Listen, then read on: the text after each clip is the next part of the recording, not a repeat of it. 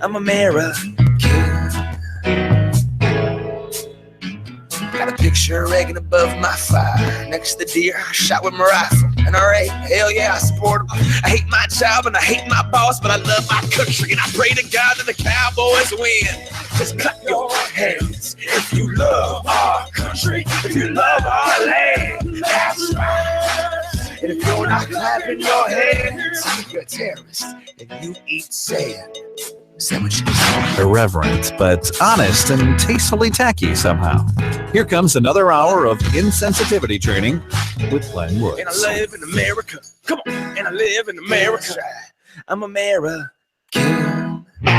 Was that the last public address John Kerry was going to give before he retires? I hope so, because frankly, it was embarrassing and too easy to rebut. I wanted some work to do today. Here we go. It's a Bold Republic radio show. My name is Glenn Woods. Thanks for joining me. Wednesday edition. We'll get over the hump together. So Secretary of State John Kerry shows his ignorance again today as he lectures. What is it with some people that every time they get in front of the microphone, they feel like they have to lecture us like they know what's going on and we're just a bunch of rubes and boobs in flyover country? You know, the President of the United States and the First Lady, the Obamas, gave a holiday address, a Christmas address, like all presidents like to do. And of course, they had to lecture us instead of just saying Merry Christmas or whatever. No, it has to be a lecture on tolerance and so on. You can't just say Merry Christmas. Okay, John Kerry on his way out wants to lecture on Israel, especially after the United States, we as a nation, basically abstained from a vote that the UN declared occupied territory, as the UN's calling it, well, settlements in Israel, as they call it, to be illegal. First off, no one should really care what the UN thinks. They're the UN, for God's sakes. Jeez. So Secretary of State Kerry wanted to be very clear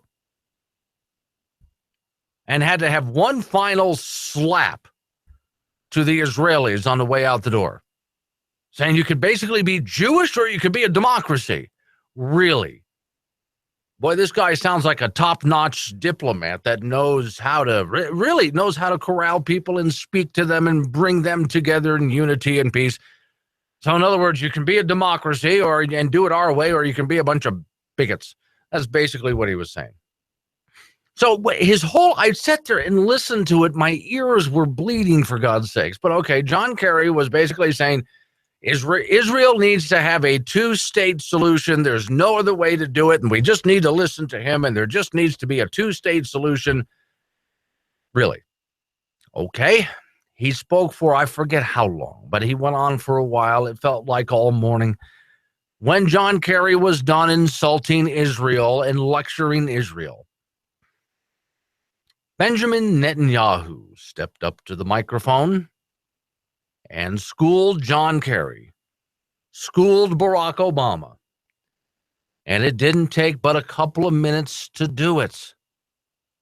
Because the whole idea that, well, it's all Israel's fault. They're not tolerant. They're not the tolerant ones. Really? Hang on a second. Listen to this. I'm sure many of you have heard the claim that Jewish communities in Judea, Samaria, the West Bank, are an obstacle to peace. I've always been perplexed by this notion, because no one would seriously claim that the nearly 2 million Arabs living inside Israel, that they're an obstacle to peace. That's because they aren't. On the contrary, Israel's diversity shows its openness and readiness for peace. Yet the Palestinian leadership actually demands a Palestinian state with one precondition: no Jews. There's a phrase for that. It's called ethnic cleansing. And this demand is outrageous. It's even more outrageous that the world doesn't find this outrageous. Some otherwise enlightened countries even promote this outrage. Ask yourself this: would you accept ethnic cleansing in your state? A territory without Jews, without Hispanics, without blacks? Since when is bigotry a foundation for peace? At this moment, Jewish school children in Judea, Samaria are playing in sandboxes with their friends. Does their presence make peace impossible? I don't think so.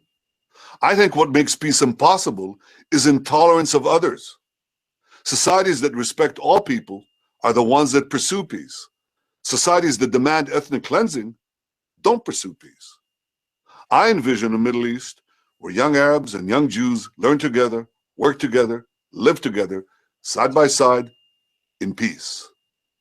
Our region needs more tolerance, not less.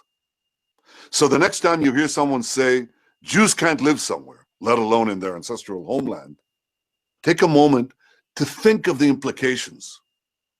Ethnic cleansing for peace is absurd. It's about time somebody said it. Well, it's about time somebody said it. And John Kerry and Barack Obama certainly don't seem to get it. Okay, think about what he was saying there. Right now in Israel, there are Arabs living in Israel. All the Israelis ask is something very simple. You live here, you're going to be peaceful, law-abiding citizens. As long as you can do that, we're not going to have a problem. If it turns out you're not a peaceful, law-abiding citizen, we're going to have a problem. Now, is there a problem with that? Seems to be. This new Palestinian state that they talk about, what the Palestinians want is no Jews. We're going to make a Palestinian state, no Jews allowed. Really? Because the Jews aren't saying that. The Jews are more than happy to live with the Palestinians. All you got to do is be peaceful. Now, some time ago, Benjamin Netanyahu, who, by the way, is a lot smarter than John Kerry could ever hope to be, he one time sat down and schooled Barack Obama. I want you to think about that for a minute. Obama was schooled by some Yahoo. And Benjamin Netanyahu talked to President Obama right in front of the cameras, lectured him on why Israel can't give up some of this territory. I think for there to be peace, the Palestinians will have to accept some basic realities. The first is that while Israel is prepared to make generous compromises for peace, it cannot go back to the 1967 lines because these lines are indefensible. Remember that before 1967, Israel was all of 9 miles wide. It was half the width of the Washington Beltway. And these were not the boundaries of peace. They were the boundaries of repeated wars because the attack on Israel was so attractive from it. So we can't go back to those indefensible lines, and we're going to have a long-term military presence along the Jordan. I discussed this with the president, that Israel cannot negotiate with a Palestinian government that is backed by Hamas. Hamas, as the president said, is a terrorist organization committed to Israel's destruction. It's fired thousands of rockets on our cities, on our children. It's recently fired an anti-tank rocket at a yellow school bus, killing a 16-year-old boy. And Hamas has just attacked you, Mr. President, and the United States for ridding the world of bin Laden. So Israel obviously cannot be asked to negotiate with a government that is backed by the Palestinian version of Al-Qaeda. Have you ever thought about it that way? About basically the Palestinian version of Al-Qaeda.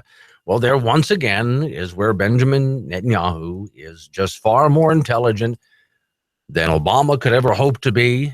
Just schooled, and they were sitting in the White House in front of the press when Netanyahu did that. Just schooled John Kerry. John Kerry spoke for a while today. Netanyahu comes on and gives like a 2-minute speech and just blows him away. Now, oftentimes, people like John Kerry, people like President Obama, whenever they look for a solution to a problem, they come up with these very complex answers. Now, you and I, we're supposed to understand, well, that we just don't get these complex answers. We don't understand the complexity of these answers because, well, they're just so nuanced that you and I could never possibly understand all of that. And the answer is no, they're so nuanced, they're ridiculous. They fall apart because they're overcomplicated. The answer here can be very simple, and Israel's already doing it. So would you like to have peace in Israel, peace in the Middle East? Fine. For all those who want it, it's real simple. Be peaceful.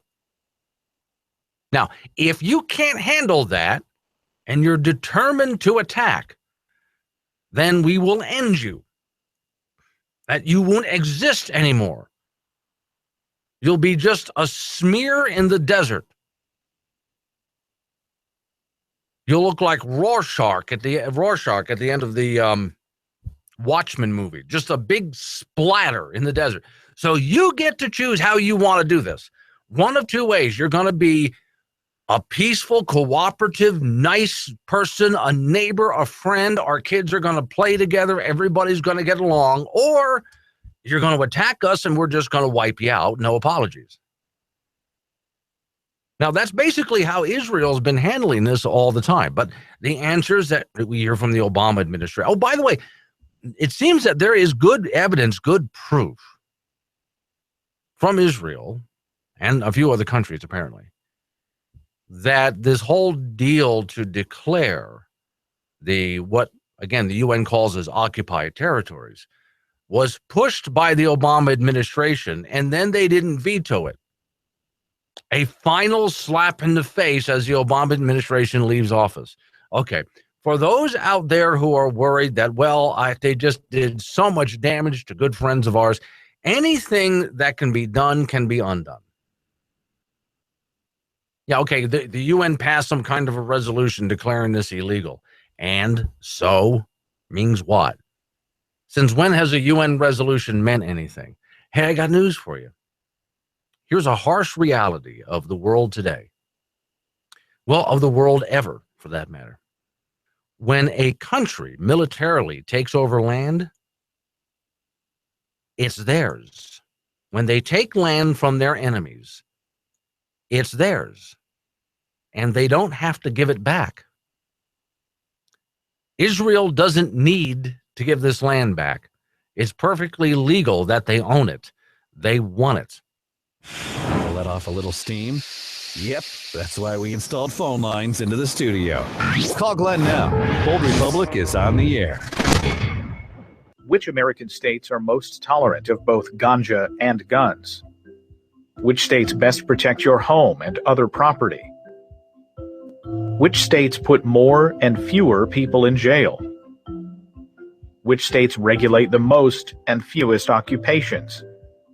And overall, which states interfere with your life the least?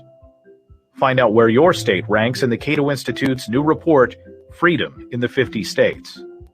Hello, Americans. Rod here with My Made in America store in the Camel Plaza, Gillette, Wyoming, where you know it's made right here in the USA. Let's do our part and support our fellow Americans. Having just passed the 75th anniversary of Pearl Harbor, we would like to thank all of our veterans, past and present, for your service to this great nation.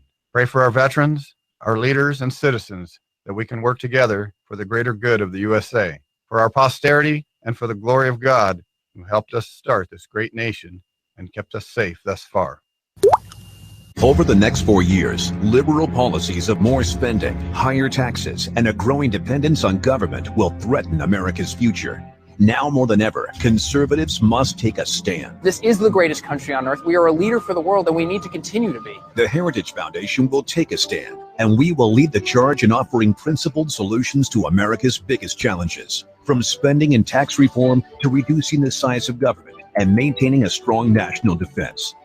Call 1-855-502-2927 to join the Heritage Foundation today and receive a Heritage membership pack that includes a free pocket constitution, a subscription to our daily e-newsletter, The Morning Bell, and a window sticker that tells the nation you stand with Heritage. Call 1-855-502-2927 right now. I consider the Heritage Foundation to be my voice in Washington. Take a stand for conservative principles. Call 1-855-502-2927 right now. It causes millions of deaths every year. It's the #1 greenhouse gas. It's dihydrogen monoxide, a colorless, odorless chemical compound which can cause death due to accidental inhalation, even in small quantities. Prolonged exposure can cause severe tissue damage, a major component in acid rain, soil erosion, floods, found in biopsies of precancerous tumors, Chemical companies use dihydrogen monoxide on our fruits and vegetables and even give it to our livestock. You've seen it billowing from smokestacks at coal-fired power plants. It's in our air, our streams, our rivers, our lakes, and it fills the oceans. The #1 greenhouse gas, more deadly than CO2. Call your congressman today. Ask them to ban dihydrogen monoxide. No, Glenn, it doesn't matter if you're part owner of the company. No cigars in the studio. Oh, what is that smell? Put your shoes back on. I don't want to smell that. Look, if you want good talent, you have to put up with some bad habits. Let's get back in there with the original bad habit boy, Glenn Woods.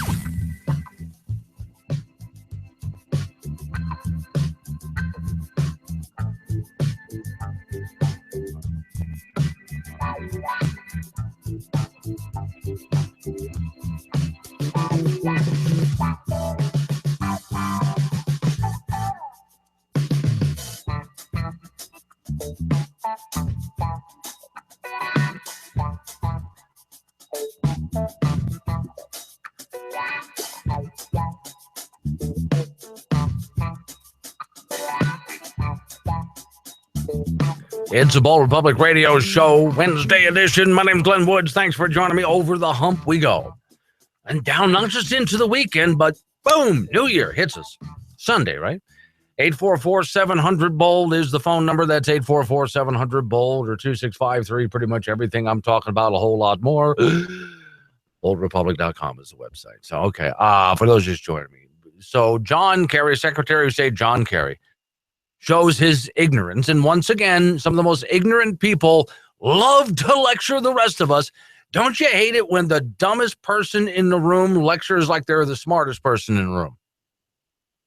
All right. Now, Benjamin Netanyahu came back and answered what John Kerry had to say.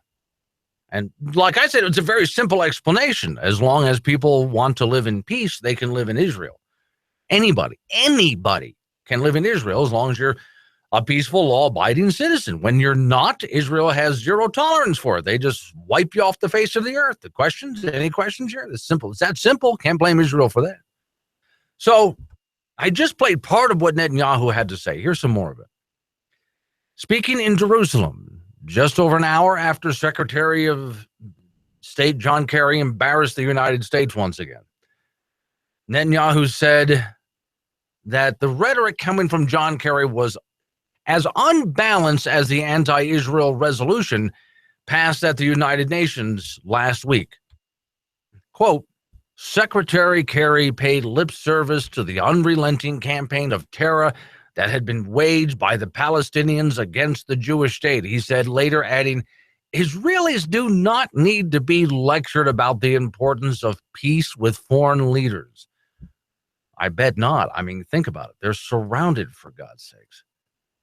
Anyway, Israeli officials have said since Security Council resolution was passed on Friday that the U.S. played a covert role in developing the proposal and charged the U.S. has, well, of course, the Obama administration denies. But I hate to do this. I really hate to do this because I'm an American, for God's sakes. If I have a choice between, well, did your president lie or is this foreign nation, is their president lying? I hate to do this, but I have to say my president's lying and the foreign nation's telling the truth. I hate to do that, but I have to do that. God, that pains me to do that, but I have to do that.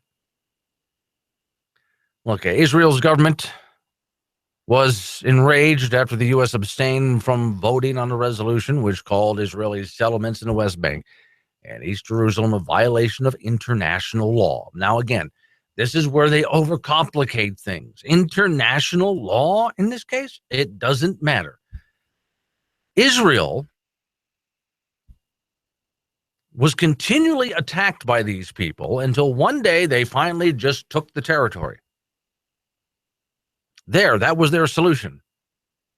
It doesn't matter what the UN says. It's simple. This has been, whether you like it or not, this is as old as the human race. If your military can take it from the other guys from the other country, then you own it. Don't like it? Take it back. That's how that works. It's the rule of force. You can argue whether you think it's right or wrong, but that's the reality of what it is. If the Israelis go and take over the West Bank, it's theirs as long as they stand there with their military. Don't like it? You're going to have to remove them.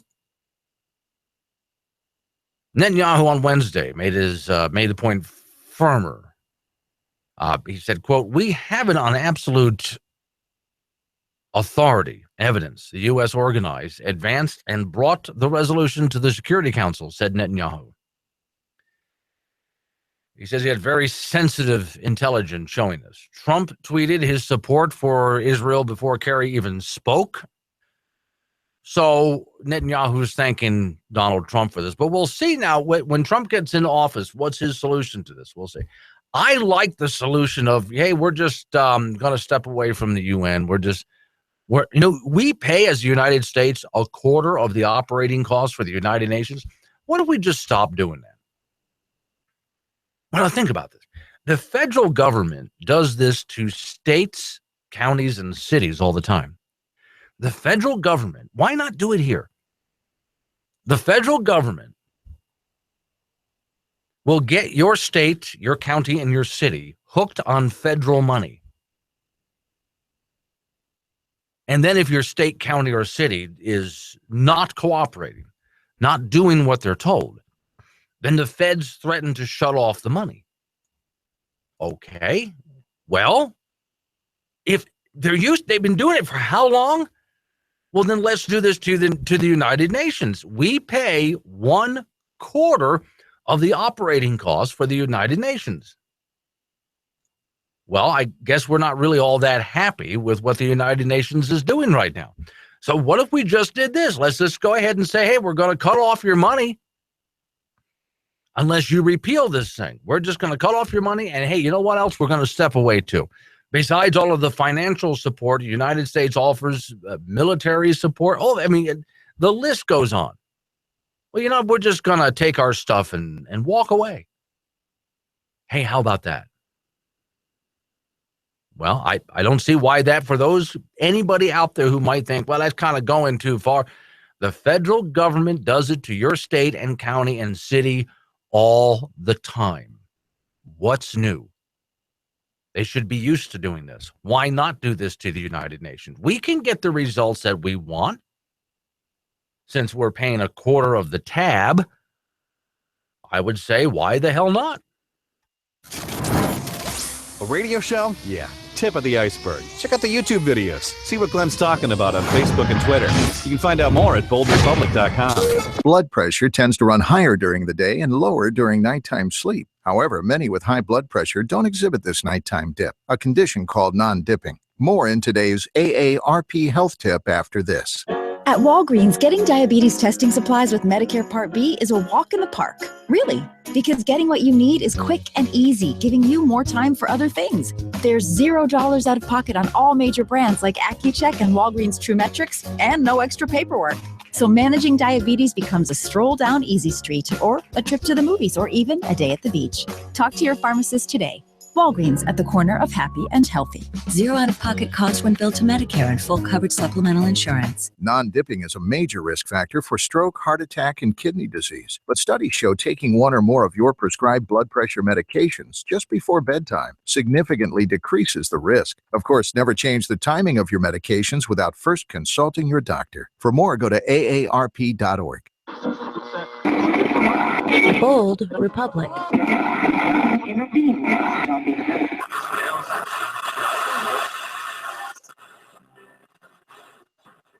Some people, when they want to know the future, shake their magic 8-ball, turn it upside down, and read the message on the bottom. Me, I turn to journalists and politicians, because when you shake them and turn them upside down, change falls out of their pockets, much of which was yours to begin with. So, as 2016 winds to an end, let's take a look at what the best prognosticators are prognosticating for the year ahead. We'll begin with Al Gore. The former vice president is famous for predicting climate change would destroy the world in approximately 2 years ago. That prediction turned out to be amazingly accurate after we realized the world he was talking about was the one inside his mind. For 2017, the man nicknamed Crazy Al by a team of baffled psychiatrists is predicting the terrible climate crisis will continue, with the weather getting so hot that most of the Midwest will be buried under snow until April. Global warming seminars held in 20 below temperatures will cause a virtual epidemic of unintended irony. And CNN journalists throughout the country will solemnly accuse their audience of being anti-science right up until the moment they realize that their audience is actually watching something else, like The Walking Dead or Westworld or anything with a story less preposterous than the global warming bourgeois on CNN. Gore further predicts that the release of the sequel of his film, An Inconvenient Truth, tentatively titled Fooled You Twice, Shame on You, should generate enough revenue to keep him in Xanax through the middle of next June. After that, he plans to further fund his medicinal regime by improving his invention of the internet with a new internet add-on called Pornhub. Another prognosticator looking at the year ahead is New York Times futurist Nate Cohn. Cohn made his prognosticating bones by predicting that Donald Trump would lose the Republican nomination because he wasn't really a Republican and lose the election because he wasn't really a candidate. Cohn explained that Trump had a high floor but a low ceiling, along with flocked wallpaper and an attractive set of French windows. Cohn was absolutely correct, and that's why Trump will be subletting his apartment at a high price when he moves into the White House. For 2017, Cohn is predicting that Donald Trump will still lose the election because obviously 2016 has all been a terrible dream. And any minute now, Nate Cohn predicts he will wake up and not only will Hillary have won, but ice cream will grow on trees and the entire Cohn family will be happy, happy, happy all the time forever. So there's a glimpse into the future by those experts among us who make their livings glimpsing the future, then making stuff up. My advice is that you listen very carefully to these wise people, then bet your money that whatever they say will come true. You can place those bets by contacting me here at the Daily Wire. I'm giving excellent odds. Trigger warning, I'm Andrew Klavan, and this is The Andrew Klavan Show. So my friend Steve Moore tells us that the era of Reagan is over, and it's going to be replaced with Donald Trump's populism. Come on, Steve, give me a break. Why don't we wait and see what actually happens? Why don't we wait until Trump is actually sworn into office and his agenda is actually implemented? It reminds me a little bit of how we mocked the Nobel Prize Committee for giving Barack Obama the Peace Prize before he had created any peace at all. It doesn't make any sense. You can't mean it. But it actually gets worse. Here's what Steve had to say. He says of Donald Trump's $1 trillion stimulus plan, if the voters want it, they should get it. If Trump says build a wall, then he should build a wall. If Trump says renegotiate TPP, he should renegotiate TPP. I don't remember a single time when constitutionalists or libertarians gave either George W. Bush or Barack Obama a free pass. There's no blank check. We don't believe in unlimited executive power. I'm definitely not giving Donald Trump a pass. And Steve, you got to take it back. You're wrong.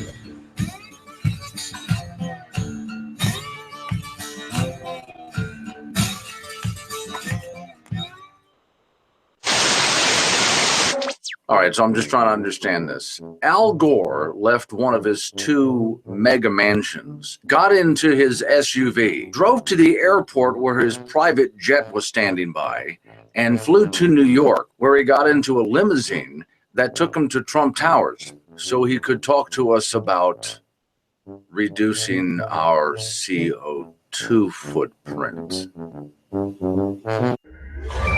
Think cleaner air is just pie in the sky? Well, it's not. EPA says air emissions are down since 1970, all while the economy, population, and energy use increased, so everyone can breathe a little easier. Log on to learn more.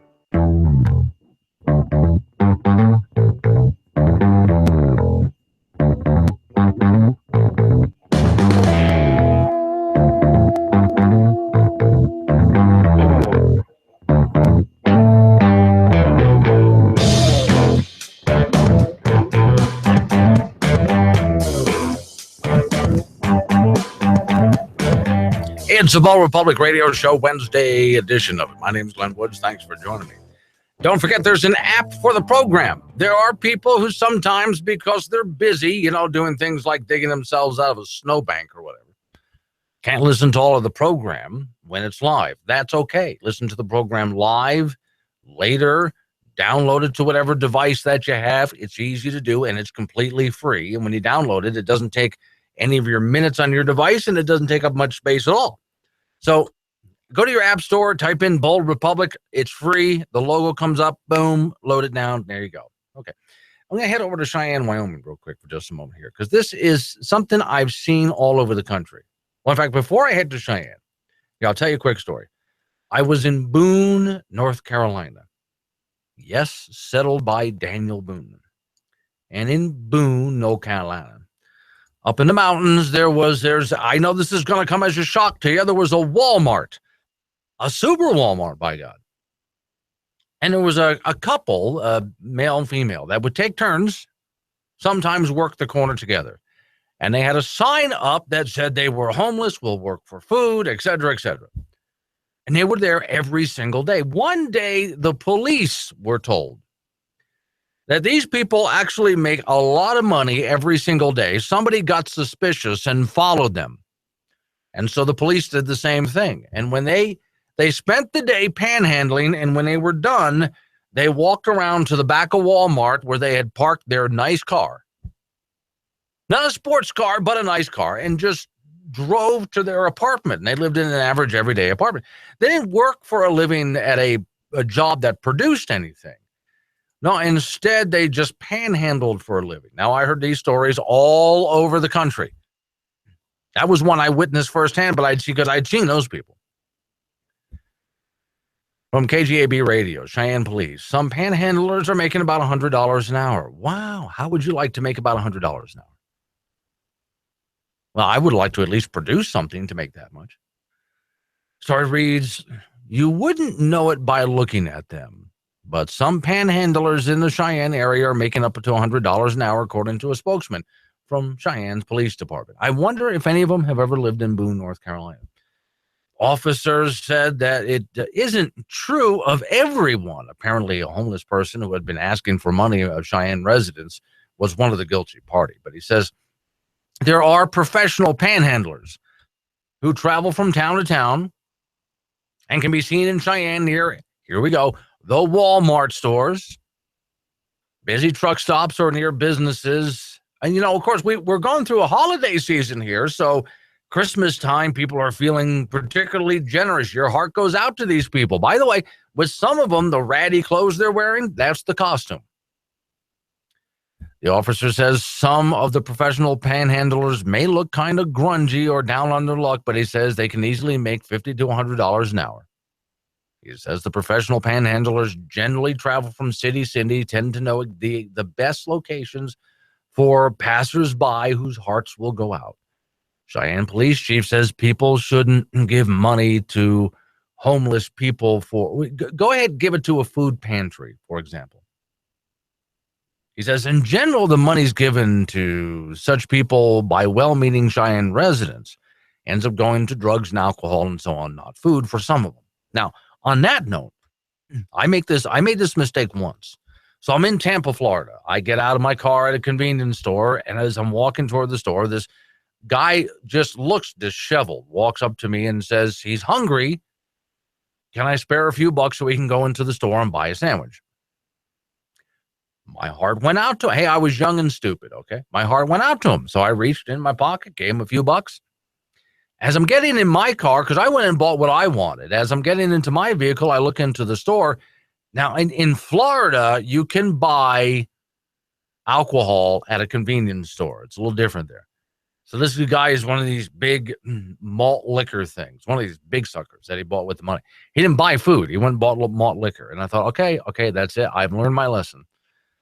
So the next time I got out of that convenience store, that same guy came up to me and made the same request. I don't know if he remembered me from last time or not. I have no idea.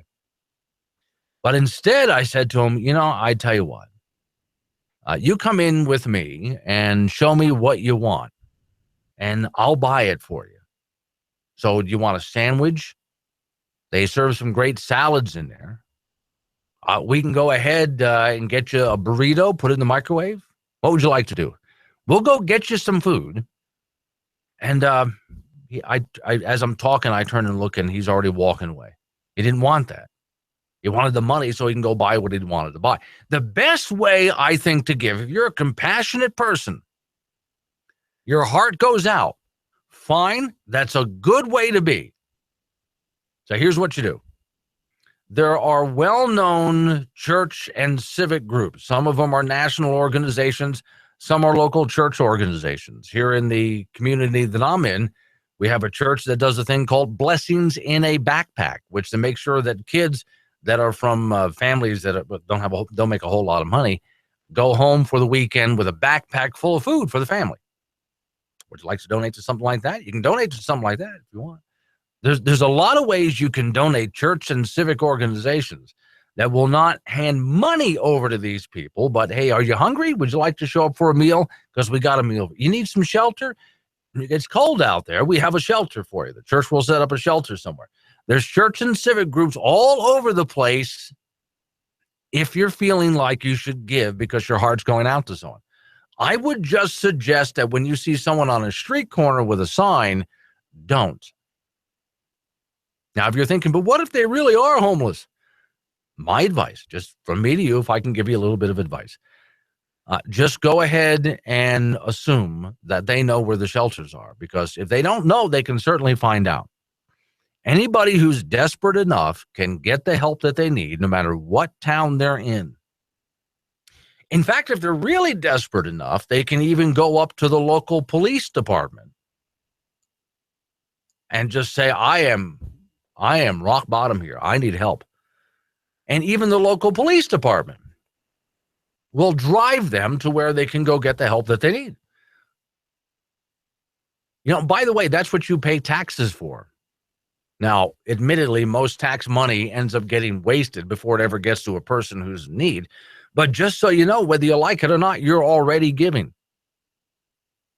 Because government comes along, city, county, state, federal government comes along and takes money from you, whether you wanted it or not. And they give that money to homeless people, or they set up shelters, I should say, and places where they can get food and et cetera, et cetera. So all of that's already taken care of through your tax dollars. If you're thinking, well, I'd like to give, my heart's going out, you already are. Whether you liked it or not, whether you wanted it or not, nobody asked you. They just took it from you. That's what government does, that they just go ahead and take it from you. So again, would you like to give now because you're feeling bad for that person standing on the street corner? But it's Christmas time. Yeah, okay.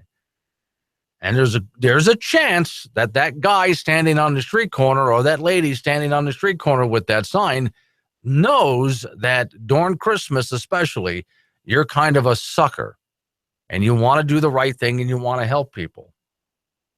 Now, since you can't tell the difference between someone legitimately in need, and don't tell me that you can, because you can't. Just go ahead and give it to your local church and civic group, and they will take care of it. To let off a little steam? Yep, that's why we installed phone lines into the studio. Call Glenn now. Old Republic is on the air.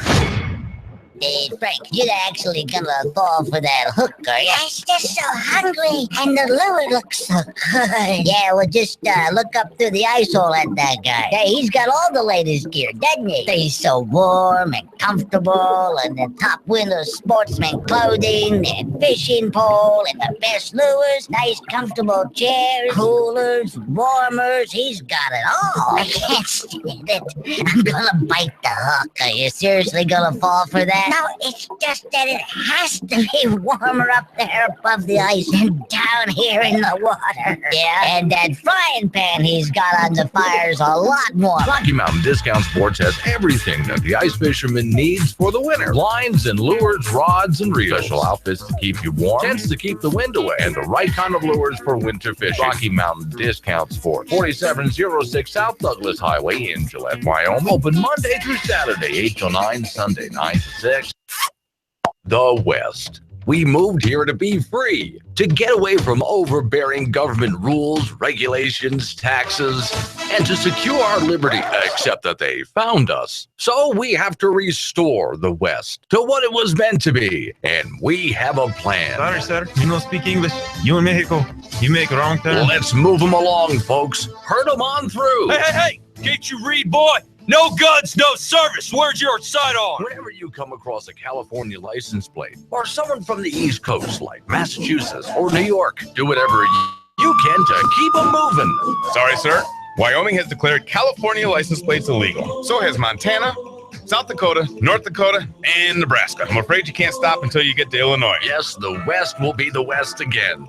As soon as we run off all the bleeding hearts, then we're working on it. Help us out, won't you? Brought to you by the Restore the West Foundation. Have you ever heard of the American Automation Association? Oh, probably not. We're a company that produces high-quality automation systems, the kind that replace employees, thus saving corporations lots of money and increasing their personal profits. Now, no doubt you've seen some of our inventions every day. The self-serve automated checkout at the grocery store, thus saving money on checkout clerks. The self-serve gas pump, that was us too. No need for an attendant. The ATM machine at your local bank. Yep, that was us. And so many more gadgets that are behind the scenes that you may not even know about, like the automation machine at this very radio station that eliminates the need for a full-time employee to man the board. On behalf of the American Automation Association, we would like to thank the Democrat Party for pushing a minimum wage increase up to $15 an hour. Each time the minimum wage is increased, we at the AAA get more business from companies looking to get rid of their lower wage employees and replace them with automation. A $15 an hour minimum wage increase would be a boom for our business. Also, thanks for heaping piles of rules and regulations on local companies as well, and taxes and Obamacare. Thanks to socialism, business at American Automation is booming. Yeah, I know, Mom, but they offered me more money to produce Glenn's show now that it's syndicated. Sure, I know. Stocking shelves at Walmart at 2 a.m. has a heck of a lot more prestige than... Whoa, hang on, Mom. Be right back. Let's get back in there. Here's Glenn Woods. Oh, come on, Mom. Stop crying.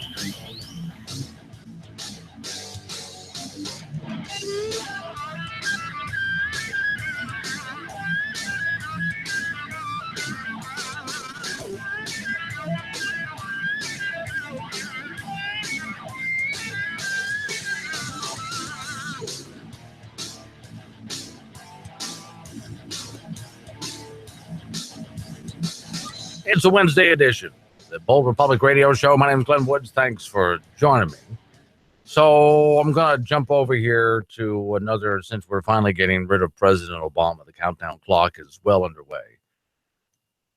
I just got done talking about homeless people and how, well, I'm sorry, people, they're not homeless. They pretend to be homeless to take advantage of you. And there's a police chief in now Cheyenne, Wyoming, saying, hey, we see it all the time. They know exactly where to show up and hang out to take advantage of people who have a big heart. All right, I understand. You gotta be careful. It wasn't under President Obama we supposed to solve this whole problem. I mean, this was the big era of hope and change. Well, okay, Detroit's in worse shape than ever before. Chicago's in worse shape than ever before. The country in general is in worse shape than ever before. Unemployment is at an all-time high, not low, because they're lying to you about the number. What is this about? See, under Obama, according to this headline here, wow, things really jumped up. Under Obama, 10.7 million more people are using food stamps. In other words, it's a 32% jump of people on food stamps under President Obama. Now, typical for those people on the left, when there's a lot of people taking advantage of a government program, look at how many people we're helping.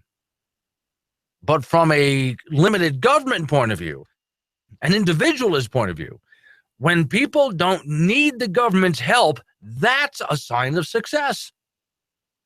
When the food stamp program maybe has, like 100,000 people nationwide on it, we can look at it and say, wow, that's great. Out of a nation of 300 million people, we only have 100,000 people on food stamps.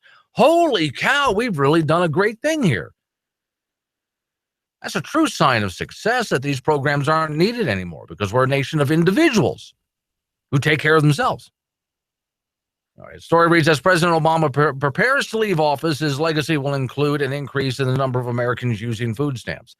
The number of food stamp recipients went up by 10.7 million people. That is a 32% jump since President Obama took office, 2009, according to data released by the Department of Agriculture, USDA. Now, to me, that's a sign of failure. President Obama, the White House, the Democrats might look at that as a sign of success. I see that as a sign of failure. Let's go through the numbers. 2009, 33,490,000 people received food stamps benefits. As of October 2016, 44,219,123 people receiving food stamps. Wow. Wouldn't it be great if we got down to even just a million people, which I still think is an extraordinarily high number. But 1 million people were on food stamps, that's it. U.S. population as of October 1st, 2016 was 324,607,826, according to U.S. Census Bureau estimates. Wow, that's a huge jump there. The cost of food stamps to taxpayers also increased over time while President Obama was in office. As of 2009, all food stamp recipients received up to $50.3 billion in benefits. As of 2016, that number had increased $66.6 billion. Oh, by the way, so we're getting into all the minutiae of the numbers here. This is something that, let's say, the Wicked Witch of the West, Nancy Pelosi, will turn to you and say, but you see, that's a benefit to the economy. Just like they try to tell you, unemployment benefits benefit the economy. No, it doesn't. It slows down the economy because those people receiving those benefits, I know you can make the argument, well, they're out there buying, but they're not producing. They might have some power to go out and purchase some things, but they're not producing. That's a smaller economy. And the economy is not as big as it could be. We have been anemic growth this entire time. You want people off these benefits. You want people out there producing. Remember, what the real purpose of a job is to produce stuff that we put into the economy. That's the purpose of a job. That's how the economy grows. The economy is not money that people spend. The economy is stuff produced. And the more people producing more stuff, the bigger the economy is. That's one of the reasons. See, President Obama got it wrong when he said, when they invented the ATM machine, it put a lot of people out of work. Good. Hopefully they got productive jobs. You don't want a job where basically you're doing something like handing out cash or whatever. It'll actually produce something that you can put into the economy. A tangible item, if you can, that gets put into the economy. That's production. That's how an economy grows. That's how we all get richer. All right, so you want people off these benefits. If you want America to grow financially as an economic power, once again, you want to get people off these benefits and you want them in society producing stuff. That's what a strong economy is. Okay, one more thing. I always give the debt clock this half hour of the program. And I usually do it with some kind of fun little bit that I play for you guys. But in the past few days, week or so, instead, I've been telling you what the national debt was. Because as we're getting closer to the end of the Obama term, we're closing in on $20 trillion. And by the way, that's not including everything. But get a load of this. Let's get the numbers straight as of this point. Obama added $7.917 trillion to the national debt. That is a 68% spike. Now, he's trying to lie to you and say, I reduced the deficit. There's the deficit, then there's the debt. Those are two different things. One leads to the other. The deficit is how much money we are short every single year. That gets added to make the total national debt year after year. So, okay. President Obama is trying to, I reduced the deficit. No, you didn't. You ran out of stimulus money. So you had less to spend. By the way, just to be fair about it, I blame Republicans for this national debt too. But we'll get into that another time. Let's just talk about Obama for a moment. President Obama added an additional $7.917 trillion to the America's national debt, which amounts to a 68% increase from the $11.657 trillion debt under George W. While there are several ways to determine a president's contribution to the U.S. debt, the most accurate figure is achieved by combining the budget deficits from each fiscal year and adding the total amount to whatever debt level when the president left office. So, for example, George W. took office, national debt was $5.8 trillion. Bush added $5.849 trillion to the national debt. President Obama sworn in, national debt was at $11.65 trillion. Well, when he leaves, he's going to have increased that by 68%. And then, of course, the story that I have in front of me has a breakdown year by year. We don't need to go into all those numbers. You get the idea.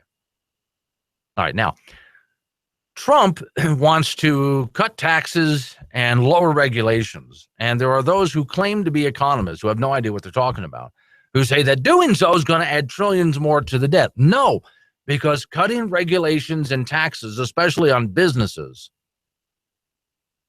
causes them to be more productive. And remember what I told you the economy was. The economy is not the money in circulation. That's not the economy. The economy is stuff. And if we have more businesses out there creating more stuff, then as a nation, we can start paying down our debt.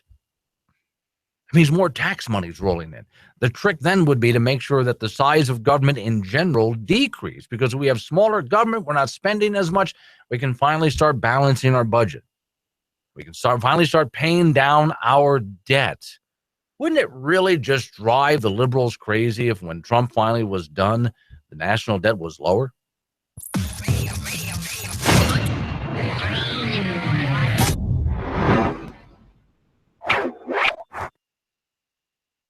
You critics don't define our honor.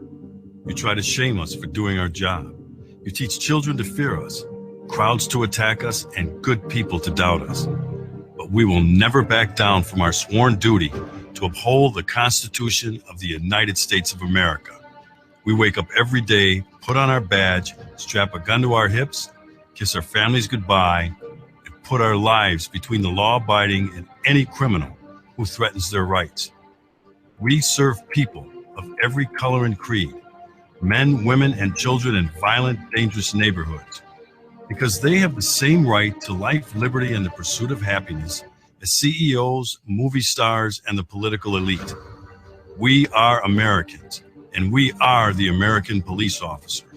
We stand with the National Rifle Association of America, and the NRA stands with us. Together, we're freedom's safest place. Stop! Did you get permission to do that? What? I just need to use the bathroom. Well, in today's America, you pretty much need permission from the government to do everything. I need permission to go number 2? Have you thought of the environmental impact of what you're about to do? I'm thinking I'm going to explode if I don't. How can you be sure if you're breaking the law? Or do you need a permit? I don't think I care at this point, so how do I get government permission to use the toilet? Well, now, brought to you by the same people who created the Obamacare website, there's an app for that. I think it just crashed. I really don't have time for this. Yes, just hold up this handy cell phone app and ask, can I do that? It crashed again. Come on, I can't hold it this long. And a handy list of government agencies will cascade down before your eyes, complete with all the paperwork you're going to need to fill out fees, government studies, and estimate the time until your application process is done. Now that the paperwork is complete and you've paid your fines and fees, you can go ahead. I think I already did. BoldRepublic.com.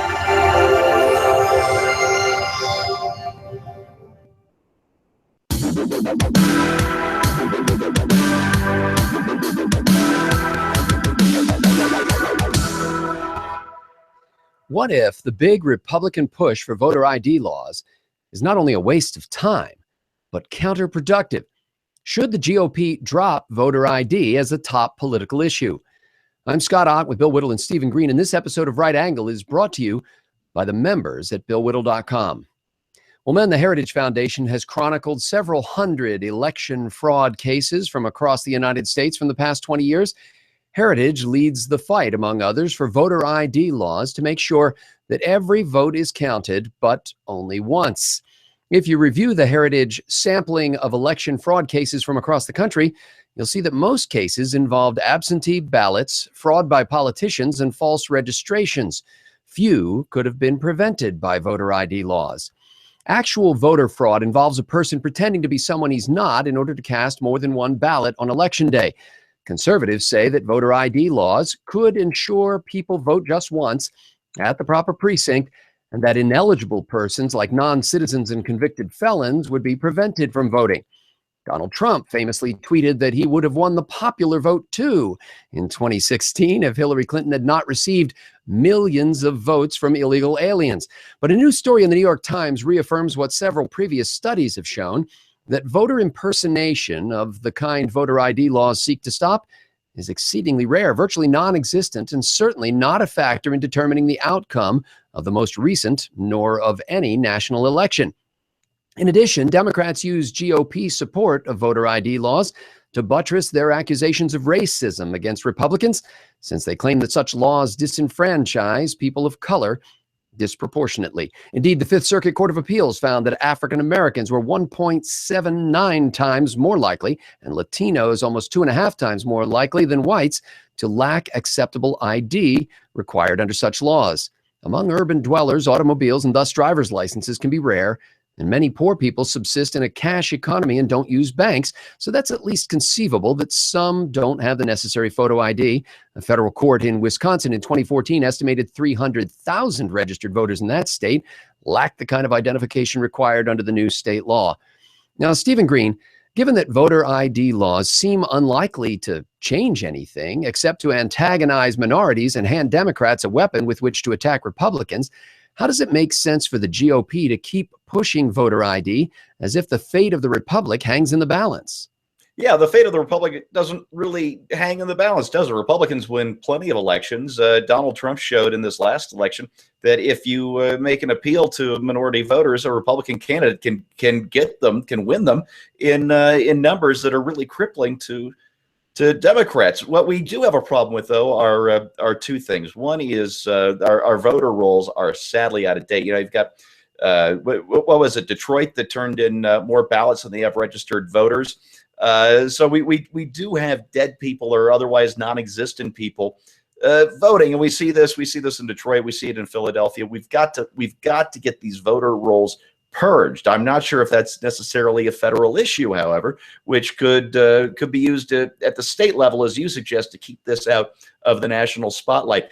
The other problem we have is that Democrats seem to be very good at manufacturing or, excuse me, finding misplaced ballots when there is a contested result in a tight election. The most famous one in recent years, of course, being the contested election that put Al Franken in the Senate in 2008 and gave Barack Obama the 60th vote he needed for a filibuster-proof Senate. So we need to find a way to make ballots more secure so that they're harder to simply materialize in those exact numbers needed to put candidates over the top in these contested fights. But I think you're right. I'd never looked at it this way, as a real insult to voters who feel like they're being targeted, whether that feeling is irrational or fair or not. That's politics, and it's something you definitely have to look into as you try and put together, dare I say it, a permanent Republican majority. Not that I believe in such things. It's cyclical. Well, you know, my own Texas Governor Greg Abbott has called voter fraud rampant in the Lone Star State. Indeed, the Texas Attorney General received more than 360 allegations of voter fraud since 2012. 15 of those went to court, leading to 4 voter convictions. 4. The rest of the criminals were election officials and third-party volunteers from organizations. Now, Bill Whittle, no one's saying that voter fraud never happens, but rather that the good you want to do with voter ID laws is overwhelmed by the harm caused when a man is stripped of his right to vote for technical reasons. I know you love to stand on principle, but how does this issue really deserve the front burner treatment it gets from the GOP? For Bill Whittle, Stephen Green, and the entire Right Angle team, I'm Scott Ott. Thank you to the members at BillWhittle.com for making this possible.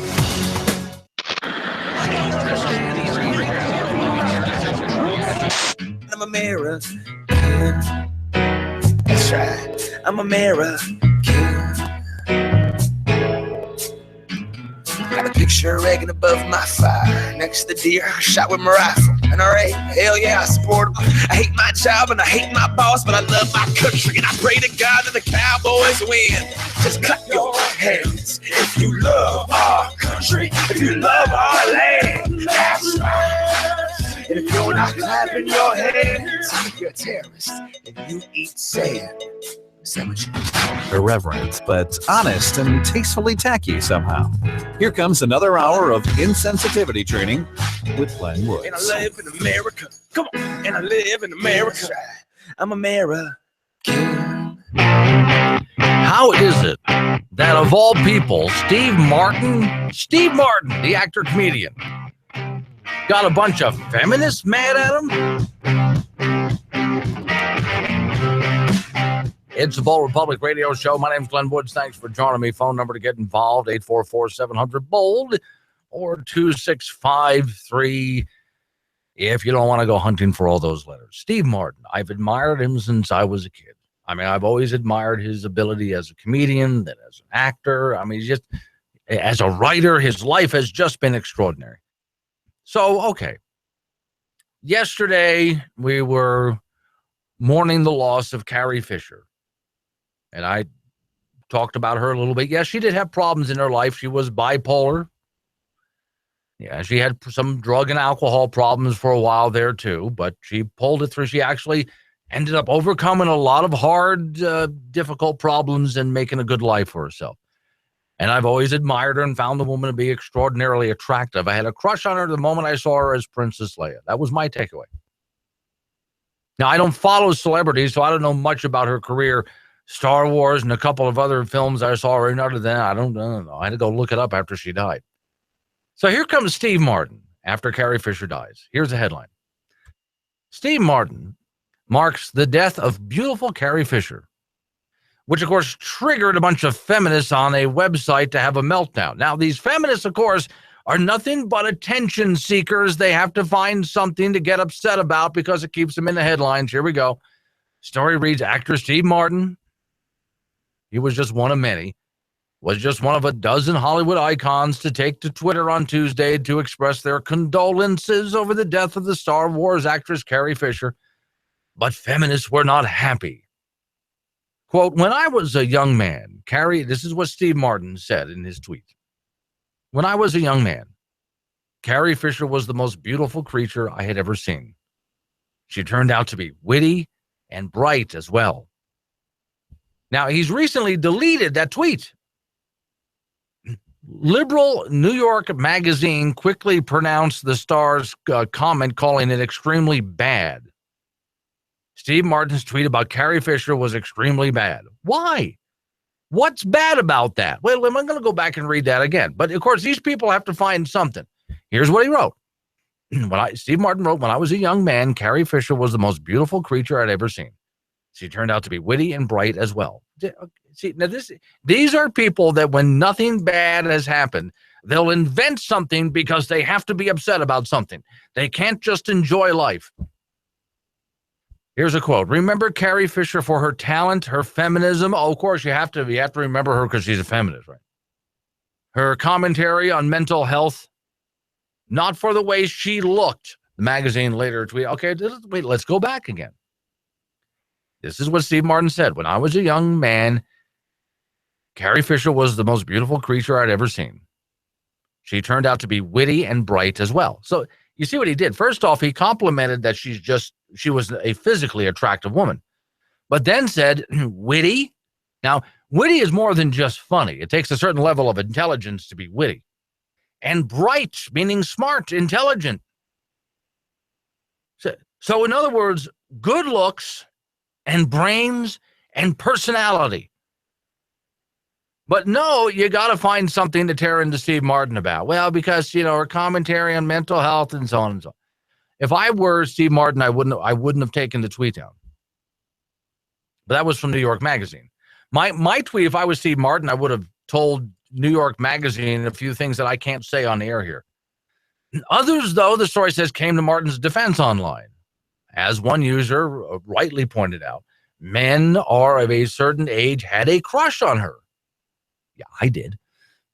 And here's a guy named Robbie. Comedian Steve Martin's praise of Carrie Fisher wasn't perfectly PC. Get him now.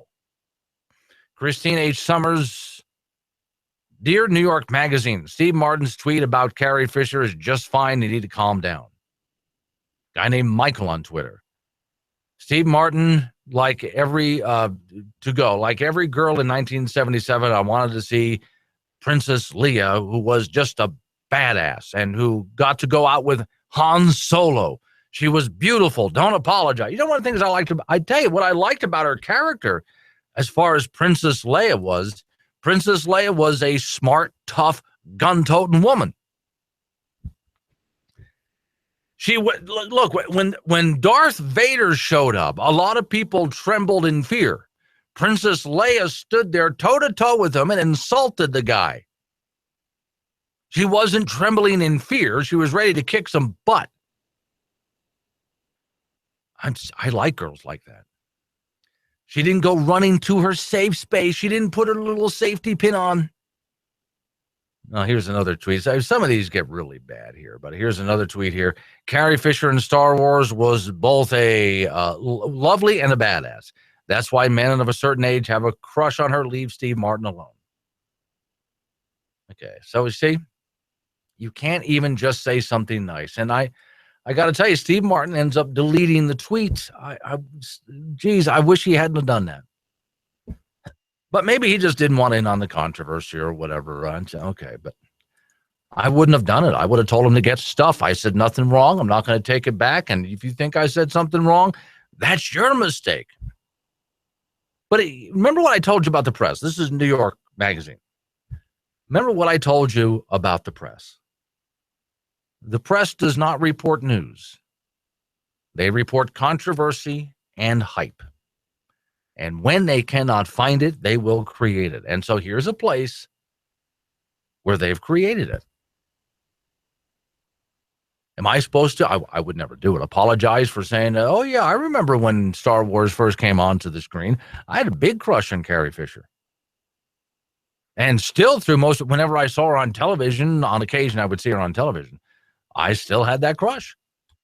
Too bad about her. Yeah, she did suffer she had some issues. Yeah, and that's too bad. But I'm glad she worked her way through them. Shows that in the end, she was tough enough to work her way through the problems that she had. Okay, now, these next few people are really, since we're talking political correctness, are really going to drive you nuts. On Facebook, this is where I tell you, you guys, you can send me stuff. People send me stories all the time. And as I've told you before, it doesn't matter if it's something that I've seen before or not. If you find a story and you think that I should see it, send it to me. In most cases, I've already seen it. But every once in a while, you guys throw something at me I haven't seen. So please send it. This one was sent by someone on Facebook. This is a young lady there's a picture of her going through graduation, and this is a GoFundMe campaign. Her name is Catherine. She wants to fulfill her lifelong dream, so she started a GoFundMe campaign. She writes, my name is Catherine Elizabeth, and my whole life I've been trying to live by others' definitions of who I should be. I've been trying so hard to live this lie that I came face to face with a choice. Either live as the other's definition of you or die. Or strike out on your own and find out who you really are. Well, I choose life. Okay, great. Recently, I've done everything society has defined as bad. I dropped out of college. I've told the world that I'm actually gay, not straight. I've abandoned the ship of what is right and decided to walk to find myself, only to discover the ship that would, oh God, she kind of gets into this whole, I don't know. So with this choice, I am in the process of turning my life into a new direction. Well, good for you. Oh, by the way, she lives in Laramie, Wyoming, and a property owned by her family. They pay everything for me. I'm 27 years old. I feel as long as I live by their definition, I am taken care of, but this definition is leading me to death's door. I live a lie. Okay. So here's what she's doing on GoFundMe. She says, I need, what is this? $200,000 to purchase my dream home in California. That's why she's starting the GoFundMe campaign. I need the money to help me walk out of the lie that I'm living. So in other words, she's living at home. She dropped out of college. She's living at home with her parents. Well, she wants to step out into the real world. So go to her GoFundMe campaign, and if everybody gets together, we can give her $200,000. She can go to California and buy a house. I don't know where in California she's going to buy a house for that. Is that $200,000 or is that $2 million? Oh my God, it's $2 million. 1, 2, 3, 4, 5, 6. That's $2 million she wants to buy a home in California. The money will go towards the purchase of new home, transportation, and various fees and taxes that will accumulate moving cross country. These funds will help me live the life that I feel I am meant to live, that I want to live. Okay, and she goes on to talk about her dream. So her idea of a dream is you guys, through a GoFundMe campaign, send her a bunch of money so she can go to California and start living a dream. We went through this year the death of Leonard Nimoy. The reason I bring him up is Leonard Nimoy left his parents, who lived all the way other side of the country on the East Coast, moved to California and took whatever job he could find until he got his acting career off the ground. He was a cab driver. He took care of people's fish tanks, anything he could find until he got his life going. And he lived poor for many years out of his life. These days, people like this young lady here, I'm just going to start a GoFundMe campaign. Typical millennial. Hold that thought. This is a generic liner. Kind of boring, isn't it? Blood pressure tends to run higher during the day and lower during nighttime sleep. However, many with high blood pressure don't exhibit this nighttime dip, a condition called non-dipping. More in today's AARP health tip after this. At Walgreens, getting diabetes testing supplies with Medicare Part B is a walk in the park. Really, because getting what you need is quick and easy, giving you more time for other things. There's $0 out of pocket on all major brands like AccuCheck and Walgreens TrueMetrics, and no extra paperwork. So managing diabetes becomes a stroll down Easy Street, or a trip to the movies, or even a day at the beach. Talk to your pharmacist today. Walgreens, at the corner of happy and healthy. Zero out-of-pocket cost when billed to Medicare and full coverage supplemental insurance. Non-dipping is a major risk factor for stroke, heart attack, and kidney disease. But studies show taking one or more of your prescribed blood pressure medications just before bedtime significantly decreases the risk. Of course, never change the timing of your medications without first consulting your doctor. For more, go to aarp.org. Over the next 4 years, liberal policies of more spending, higher taxes, and a growing dependence on government will threaten America's future. Now more than ever, conservatives must take a stand. This is the greatest country on earth. We are a leader for the world, and we need to continue to be. The Heritage Foundation will take a stand, and we will lead the charge in offering principled solutions to America's biggest challenges, from spending and tax reform to reducing the size of government and maintaining a strong national defense. Call 1-855-502-2927 to join the Heritage Foundation today and receive a Heritage membership pack that includes a free pocket constitution, a subscription to our daily e-newsletter, The Morning Bell, and a window sticker that tells the nation you stand with Heritage. Call 1-855-502-2927 right now. I consider the Heritage Foundation to be my voice in Washington. Take a stand for conservative principles. Call 1-855-502-2927 right now.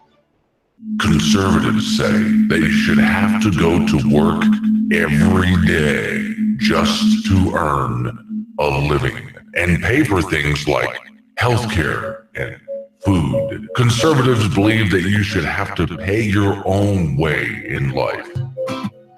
But we in the Democrat Party disagree. Why should you be stuck in a job trap to pay for the basics of life, things you have a right to? Food, housing, healthcare. Why should you work for these things when there are plenty of hardworking rich people who can do the work for you? Wouldn't you rather just stay at home and catch up on your reading?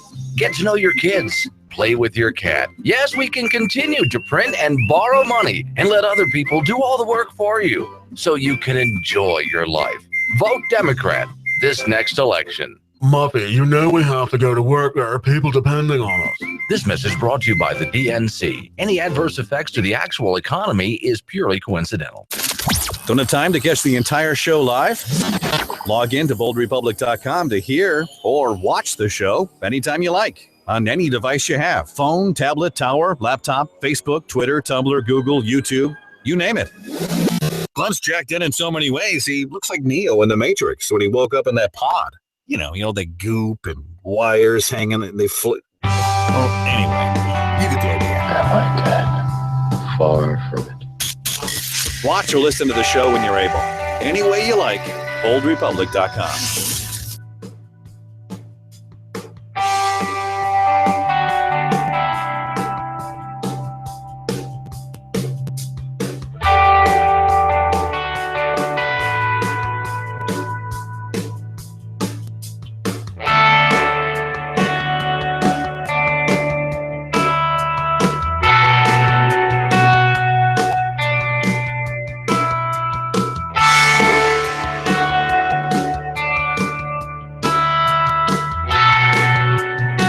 It's the Bold Republic Radio Show. My name is Glenn Woods. Thanks for joining me. Phone number to get involved, 844-700-BOLD or 844-700-2653. So I'm talking about a young lady who lives in Laramie, Wyoming.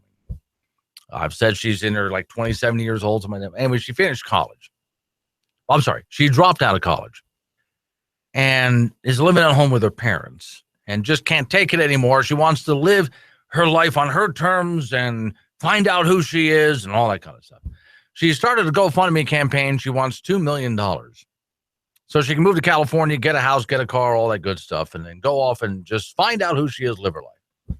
Well, now, again, I just brought up Leonard Nimoy did exactly that, but he, despite what his parents said to him, he just left and went to California and took any job he could find until he made it in life. What's wrong with this girl? This is Glenn, who's on the phone. Oh, my name is David. Yes, sir. My phone's going dead, so I want to say it real quick. I've got a daughter and a son-in-law who are both self-employed and have both taken the responsibility to take care of their finances. They just lost their daughter, an infant daughter, who had life insurance because they take responsibility. Mm-hmm. And she specifically told me that the most offensive thing she could conceive of would be if someone started a GoFundMe campaign for them. Oh, wow. Yeah. And I think I might know who you're talking about. You do. I do. Okay, so good. And, by the way, I sent her a note a little while ago. I am inspired by her and her husband because these are two people who went through about the toughest time that anybody could possibly go through. And they used it as a way to inspire the people around them. Well, I am losing your phone. Thanks for calling in. I appreciate it. Yeah, his phone is going out. I know who you're talking about. Trinity is her name. What an amazing husband and wife team duo that they are. And they used a tragedy in their life to inspire people around them. And they've worked for everything they've ever had. They didn't go out and start a GoFundMe campaign, for God's sakes. Trinity and her husband are alpha kids. Their parents raised alpha kids. I've been telling you that all along. Raise people who can get out into the real world and face whatever. Here, I'll give you a great example. This is another thing that a listener, this is what started me on this tirade today, that a listener sent me this morning. I'm sorry for the video quality. For those watching the video right now, it's what's the millennial question? Apparently, millennials as a generation, which is a group of people who were born approximately 1984 and after, are tough to manage. And they're accused of being entitled. and narcissistic and self-interested, unfocused, lazy. But entitled is the big one. And because they confound leadership so much, what's happening is leaders are asking the millennials, what do you want? And millennials are saying, we want to work in a place with purpose, love that. We want to make an impact, whatever that means. We want free food and beanbags. And so somebody articulates some sort of purpose, there's lots of free food and there's beanbags, and yet for some reason, they're still not happy. And that's because they're missing, there's a missing piece. What I've learned is that I can break it down into 4 pieces, right? There are four things, 4 characteristics. One is parenting, the other one is technology, the third is impatience, and the fourth is environment. The generation that we call the millennials, too many of them grew up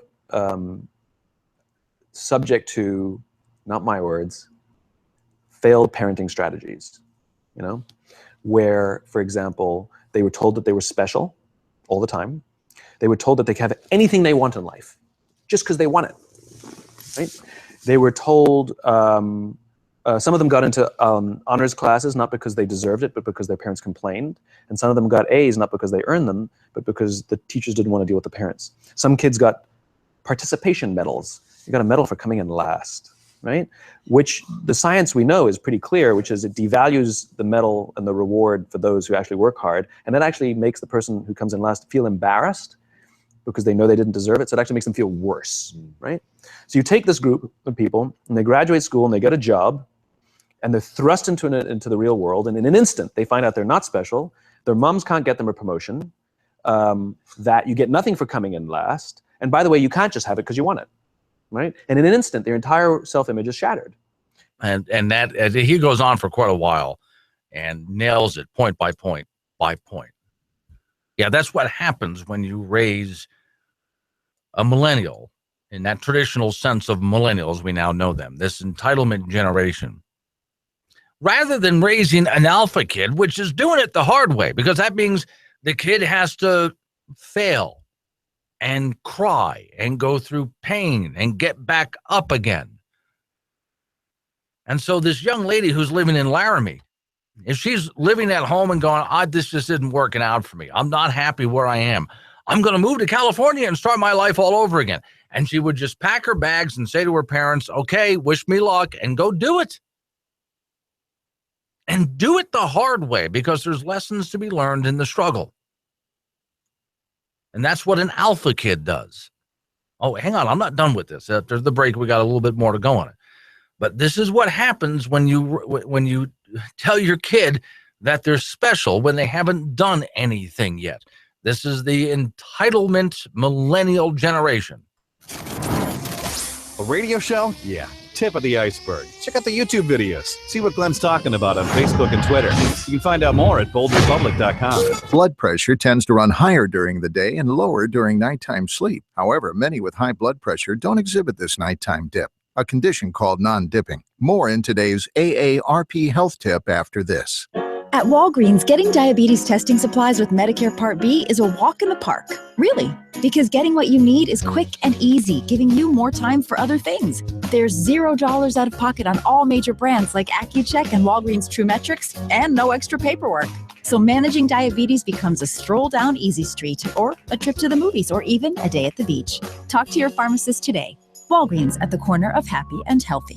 Zero out-of-pocket cost when billed to Medicare and full coverage supplemental insurance. Non-dipping is a major risk factor for stroke, heart attack, and kidney disease. But studies show taking one or more of your prescribed blood pressure medications just before bedtime significantly decreases the risk. Of course, never change the timing of your medications without first consulting your doctor. For more, go to aarp.org. Bold Republic.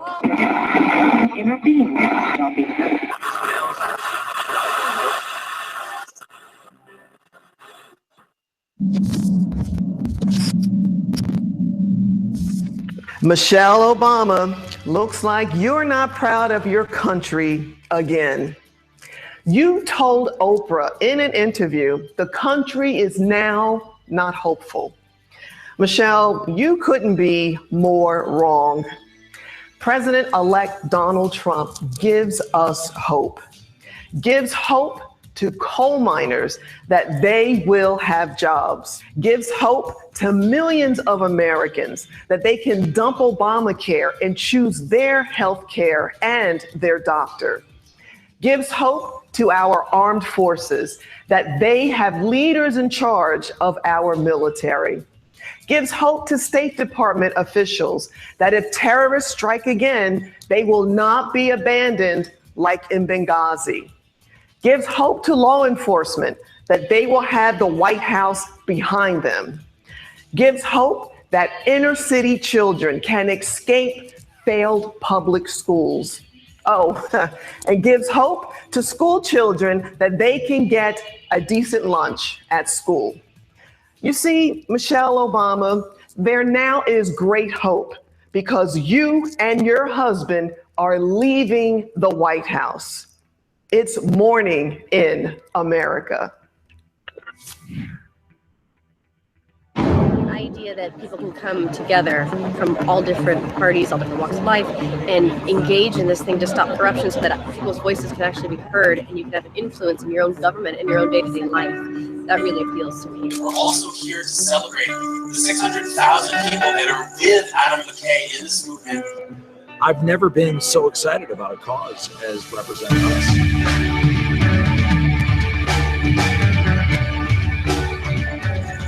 Kids don't understand today that there wasn't always so much money in politics. This is very important.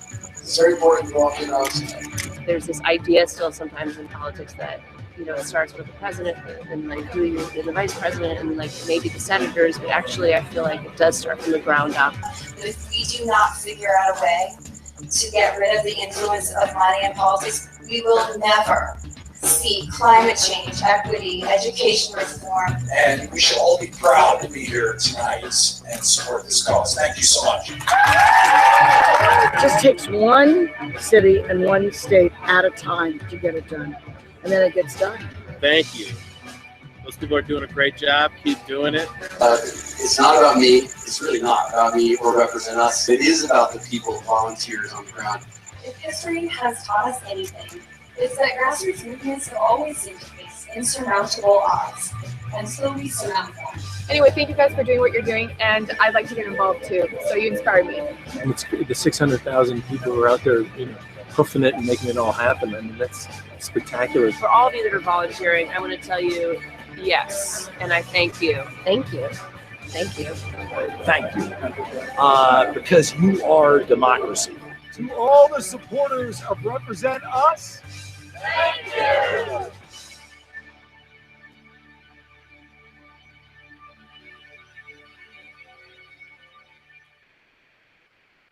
Why does Baltimore not allow me to sell pizza within 300 feet of another pizzeria? Why is it easier to start my business in India than America? When the government gets in your way, have you ever stopped and asked why? Why does it have to be this way? Why does this regulation even exist? Asking such simple questions is easy, but holding government regulators accountable and getting answers is hard. That's because too many government regulations are nearly impossible to justify. At the Institute for Justice, every day we ask why, and we get answers. We get to the bottom of things because we believe that Americans have a right to earn an honest living. We call this economic liberty. It is the constitutional right Americans have to work hard, make a living, and support yourself. So when Baltimore told Joey Vanoni that he couldn't operate his food truck near similar brick-and-mortar restaurants, we asked, why? And when Louisiana threatened to shut down Lotta Jagtiani for the simple and safe fact of threading eyebrows, we again asked, why?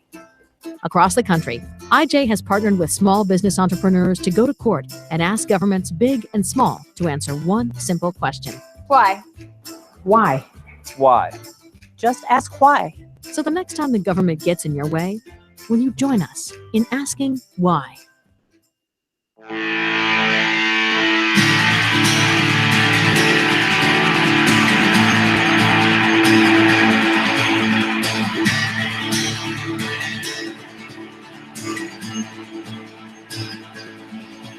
It's the Ball Republic Radio Show Wednesday edition. All downhill from here and then right smack boom, dab into the new year. My name is Glenn Woods. Thanks for joining me. Phone number to get involved like the last caller. 844-700-BOLD. That's 844-700-BOLD or 844-700-2653. So, okay. I was talking about a young lady in the last half hour. Laramie, Wyoming. She drops out of college. She's still living with her parents. She wants to find out who she is, and life isn't going the way she wants, and she has no purpose and meaning in her life whatsoever. So she starts a GoFundMe campaign so she can get $2 million to move to California, to get herself a house and a car and so on, and go find out who she is. Then I bring up someone like Leonard Nimoy, who got out and he wanted to go to California and become an actor.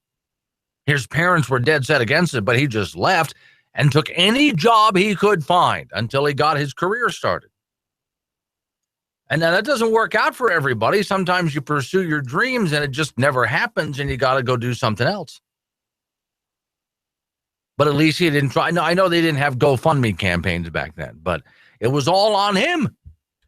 Raise alpha kids. Please raise alpha kids.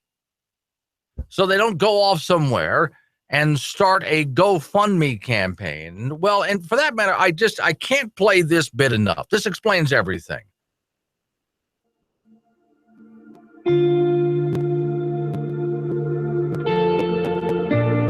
I was at church one day, and the speaker that day was different. I just sat there with tears in my eyes, learning about this ministry that was revolutionizing the planet. I'm talking, of course, about Millennial International. The need is enormous. There are over 10 million millennials out there who have graduated with no work ethic, no job, no discernible skills at all, and they have expenses. Housing, student loans, credit card debt. And I didn't really realize the magnitude of the problem until I looked into the eyes of a millennial. And I saw that face with the dead, nothing's happening up here kind of thing. So I went out to the booth after the service and I talked with the guy, and he really informed me about the devastation that's not being able to fund a millennial lifestyle. core power yoga, Birchbox for men. I looked over all the envelopes and my heart was really touched when I saw this one particular fellow that I just had to get more information about him. He was Declan from Beverly Hills. I am an aspiring photographer. I graduated college with an art degree, so obviously that puts me at a disadvantage. Volkswagen Jetta lease, Beard wax. Spotify Premium. In his last letter, he wrote to me and said that his weekend was, how did he put it? Totes lit fam. Literally have no idea what that means. Spin Cycle membership. Pet food for my rescue dog. Uber's home from a pub crawl. A typical sponsorship program costs $29 a month. Millennial International is actually $2,900 a month. Yeah, it seems expensive at first, but when you see the need, it is so worth it. Trunk Club subscription. Essential oils. Annual pilgrimage to Bethel Church. It's the same as a traditional sponsorship program, except instead of getting, say, a soccer ball for his birthday, he's getting an Audi. Am I capable of having a job? Sure, but I just feel like maybe employment right now would just kind of be stifling my creativity. Through the sponsorship program, they actually set up a chance for us to meet each other in person. I brought him an apple pie that my wife had baked for him, but I totally forgot he's gluten-free, so he couldn't eat it. I mean, obviously, I've seen Food Inc., so I don't eat the traditional meals like everybody else. For breakfast, I usually do like some kombucha juice. He really didn't have much energy that week, and it turns out, he was on a juice cleanse. And I wanted to respect that. My wish for Declan, that he would realize his potential in life, that he would be better, achieve more. I've been getting blue ribbons and participation trophies my whole life. What do you expect? For me, if it wasn't for the program, I'd have to get a job. Or worse, start a GoFundMe. Many of these kids in traditional sponsorship programs are fighting diseases like malaria, pneumonia, tuberculosis. And these millennials have the same struggle. Peanut allergies, pollen sensitivity, lactose intolerance. Kids in Africa are getting typhoid. Declan was recently diagnosed with tennis elbow. I was originally paying vision and eye care insurance for him, but it turns out his eyeglasses weren't even real. To me, you can't put a price on friendship. Join me in sponsoring a millennial today and help us. Help us. Help us. Help us live the lives we portray on Instagram. And there you go. You know what got me about that bit right there was when he says, well, I'm at worst, start a GoFundMe. Yeah, just like that young lady in Laramie, Wyoming, who for her lifestyle, she actually started a GoFundMe. You thought they were kidding when they did that? There's actually people out there who are thinking that way.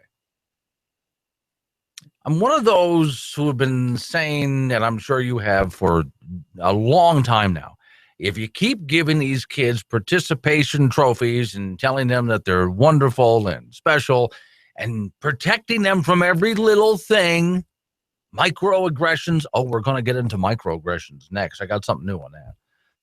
Then this is what you end up with.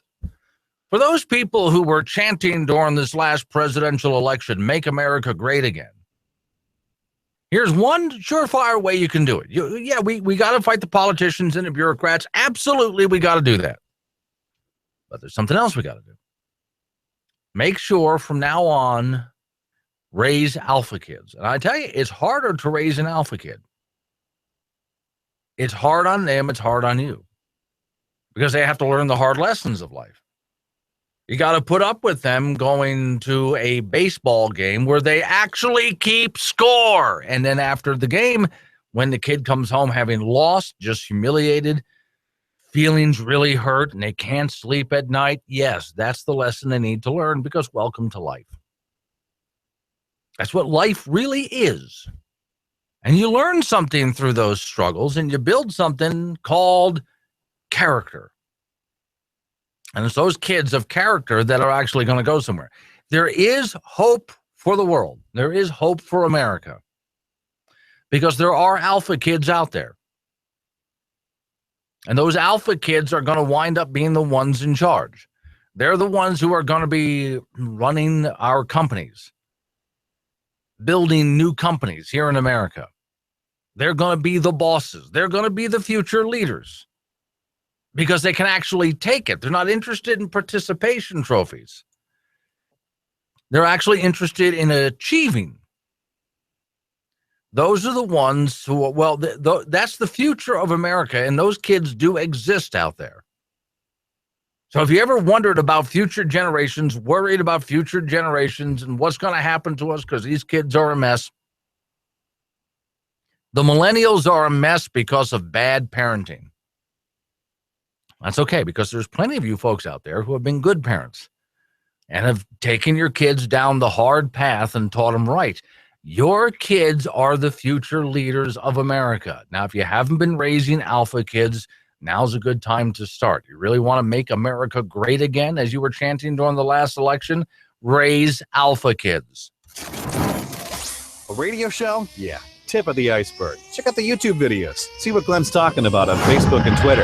You can find out more at boldrepublic.com. You know, a lot of people buy expensive razors to get a great shave. Some people even belong to Razor Club. And while a good razor certainly does go a long way, none of that means a thing if you haven't properly prepared your face or your legs or your underarms or wherever for that shave. It's the preparation that's the key. That's where Shave Secret comes in. You don't need any soaps or oils or aftershave, none of that. Shave Secret is the best shave ever. Simply put, the best shave ever. 100% natural oils. Comes in a little bottle that looks like an eyedropper bottle. Just wet the face, 3 drops. It doesn't even lather. It'll help heal any nicks and cuts, helps with dry skin, rashes, shave bumps, ingrown hairs, and a whole lot more. And it's a perfect size to travel with, too. Look them up online. Shave Secret. It's simply the best shave ever. A 100% natural product that'll prepare your face for the shave. Shave Secret. Hi, this is Sal from the Liberal Clearinghouse, inviting you to come on down and get what you can before it all goes. Remember, the Liberal Clearinghouse is staffed by unemployed college students and Common Core dropouts. So it's pretty much self-serve down here. We have a wide selection of broken wind turbines, solar panels, unsold electric cars. Get them before they catch on fire. For the internet junkies, we have special deals on government-produced internet viruses, surveillance software, and crashed websites. Everything must go. Are you an unemployed doctor or a patient that can't afford an unemployed doctor? We have them both. We have abandoned HUD homes, abandoned tenant houses, abandoned skyscrapers, abandoned cities like Detroit, and abandoned websites like Obamacare. Hurry, hurry, hurry. We are borrowing money from the grandkids tomorrow so that you can afford the subsidies to purchase today. So come see the Liberal Clearinghouse today before it winds up on the scrap heap of tomorrow. Thank you. There are some who'd like for us to imagine a world without coal-based electricity. Okay then, let's see what that would look like. Without coal-based power plants, we wouldn't have reliable electricity. Electricity prices would rise, local communities would lose jobs, and our national economy would suffer. So yes, we can imagine a world without coal, and it's a pretty scary place to be. Fact is, we need coal-based electricity for reliable power, for affordable energy, for strong jobs that contribute to a stronger U.S. economy, for global competitiveness. That's why coal-based electricity is such an important part of our energy solutions, now and for many years to come. No, Glenn, it doesn't matter if you're part owner of the company. No cigars in the studio. Oh, what is that smell? Put your shoes back on. I don't want to smell that. Look, if you want good talent, you have to put up with some bad habits. Let's get back in there with the original bad habit boy, Glenn Woods.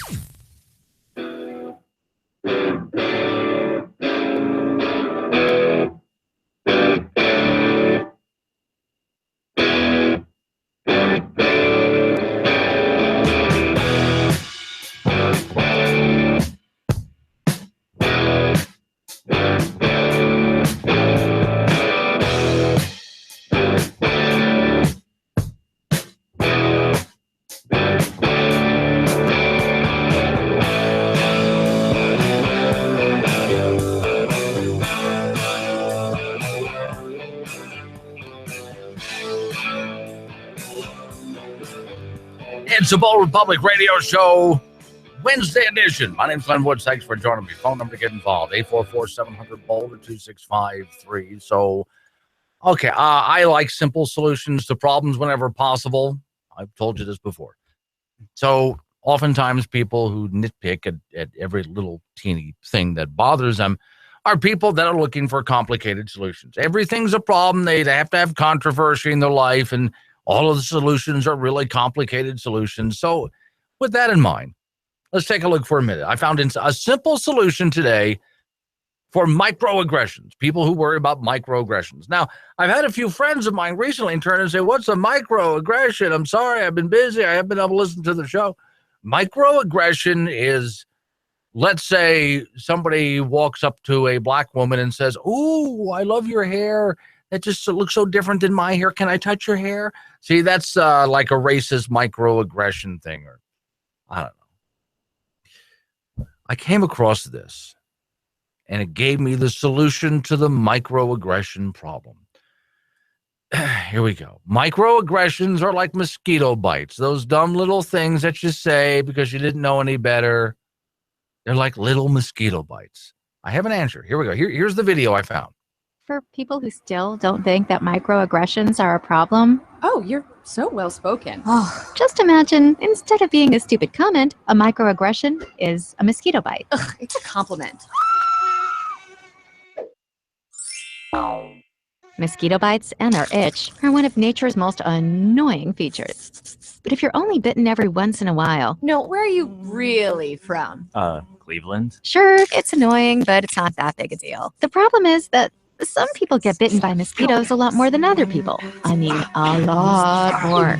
Whether it's on a date. Oh, your English is so good. Excuse me? Going grocery shopping. You know, everything happens for a reason. I'm just buying apples. Commuting to work. So when are you going to have a baby? Watching TV. We have to keep the Redskins' name. Okay, so you see what they're going with this. And of course, if you watch this thing, it's the white people that are the problem.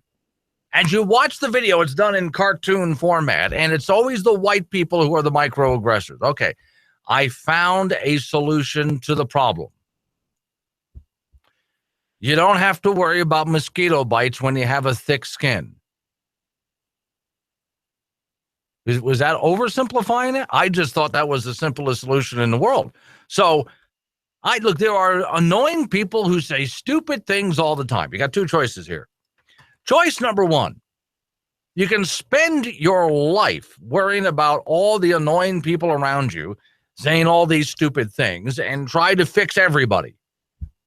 You can try to fix the world, which will never happen because no matter how hard you try, annoying, stupid people always exist.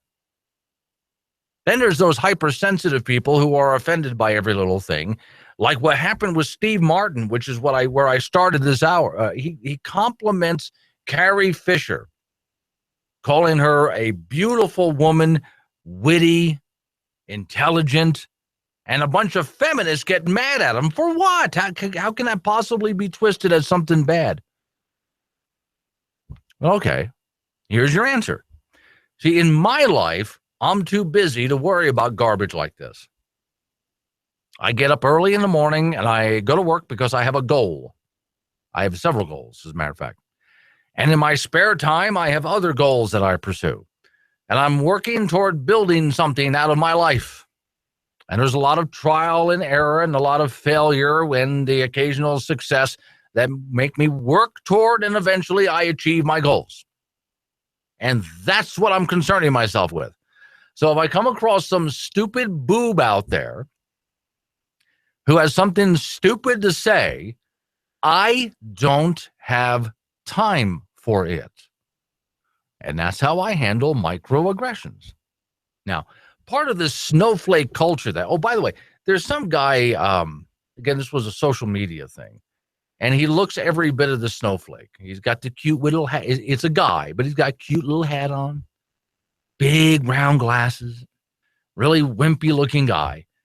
You think being a snowflake is something to make fun of? Well, snowflakes can become blizzards. Got news for you, little snowflake. You snowflakes are never going to get together and make a blizzard. You're too delicate. Sorry, it's just never going to happen. Oh, I'm sorry. Was I being microaggressive? We'll just, walk it off. One of my favorite lines, by the way, from the one of the Avengers movies is when Captain America says, and if he's trying to give everybody a pep talk before the big fight. If you get killed, walk it off. Wow. See, that's what we're looking for. People like that are people who make America great again. Not the people who are sitting around worried about every little microaggression thing. Not people who are offended by every little thing. But people who don't have time for that because they're actually achieving something with their lives. They get up early in the morning and they have goals in mind. And they work toward those goals to achieve great things with their lives. And if they come across some kind of a boob that says something stupid, they don't get hypersensitive about it because they don't have time to waste on that nonsense. If you know someone like that, then you know someone who was raised by parents who wanted to raise an alpha kid. Some of these kids are not even beta kids. They're like down in the C or D category. And these are the kids who put these little, have you heard about the safety pin thing? I know I've talked about it before. They put these little safety pins on their shirts and say, I am a safe space. I would much rather see somebody who put a gun in their holster or a lady who put a gun in her purse and said, I'm a damn safe space. Oh, by the way, on that note, since I'm talking about tough people, this is why, folks, I'm not a pessimist. We win. Individualism wins. America wins because the tough people out there are the ones who are going to win. The big mistake that the leftists have made is they've made themselves out to be a bunch of entitled snowflakes, little wimps. They can't win. I found this just before I came back from that commercial break, and I thought this is what I was talking about. Since we just lost Princess Leia, the story reads, or the meme reads, here's Carrie Fisher just looking as smoking hot as she can possibly be. And she's dressed up as Princess Leia, and she has a blaster in her hand. And she's got the other hand on her hip, and she's just giving you that kind of if looks could kill look. And the meme reads, Princess Leia, pro-gun, anti-imperialism, fought for representative government. Okay, now that's what I'm talking about. And if she was afraid of Darth Vader, she really didn't show it, did she? That's the kind of person I'm talking about. That's the kind of woman I want to be with. Not one of these little millennial snowflakes. Now here's the good. I just want to pound this home through 2017 especially. Because when I give you these stories of all of these microaggressed people, and now every little insult is like another mosquito bite. And if at some point you kind of lose hope for America because you just keep hearing this garbage, just remember, there is no way these little microaggressed wimps can win.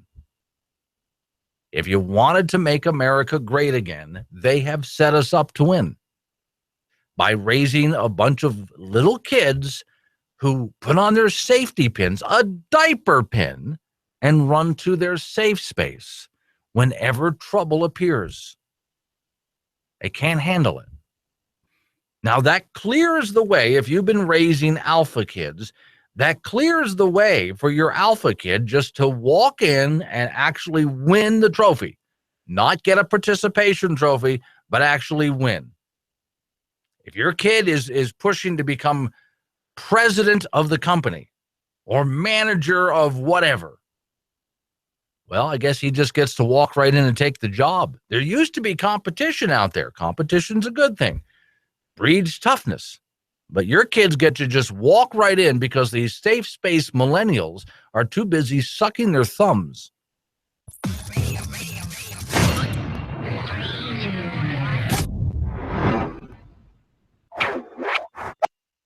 Over the next 4 years, liberal policies of more spending, higher taxes, and a growing dependence on government will threaten America's future. Now more than ever, conservatives must take a stand. This is the greatest country on earth. We are a leader for the world, and we need to continue to be. The Heritage Foundation will take a stand, and we will lead the charge in offering principled solutions to America's biggest challenges, from spending and tax reform to reducing the size of government and maintaining a strong national defense. Call 1-855-502-2927 to join the Heritage Foundation today and receive a Heritage membership pack that includes a free pocket constitution, a subscription to our daily e-newsletter, The Morning Bell, and a window sticker that tells the nation you stand with Heritage. Call 1-855-502-2927 right now. I consider the Heritage Foundation to be my voice in Washington. Take a stand for conservative principles. Call 1-855-502-2927 right now. You critics don't define our honor. You try to shame us for doing our job. You teach children to fear us, crowds to attack us, and good people to doubt us. But we will never back down from our sworn duty to uphold the Constitution of the United States of America. We wake up every day, put on our badge, strap a gun to our hips, kiss our families goodbye, put our lives between the law-abiding and any criminal who threatens their rights. We serve people of every color and creed, men, women, and children in violent, dangerous neighborhoods, because they have the same right to life, liberty, and the pursuit of happiness as CEOs, movie stars, and the political elite. We are Americans, and we are the American police officer. We stand with the National Rifle Association of America, and the NRA stands with us. Together, we're freedom's safest place.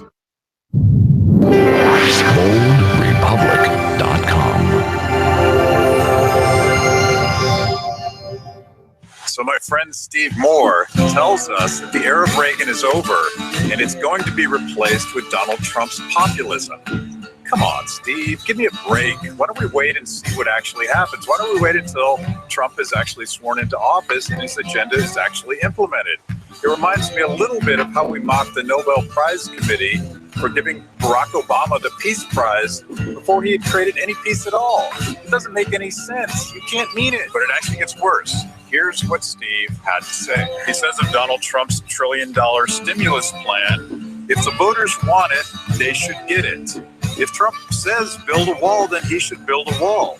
If Trump says renegotiate TPP, he should renegotiate TPP. I don't remember a single time when constitutionalists or libertarians gave either George W. Bush or Barack Obama a free pass. There's no blank check.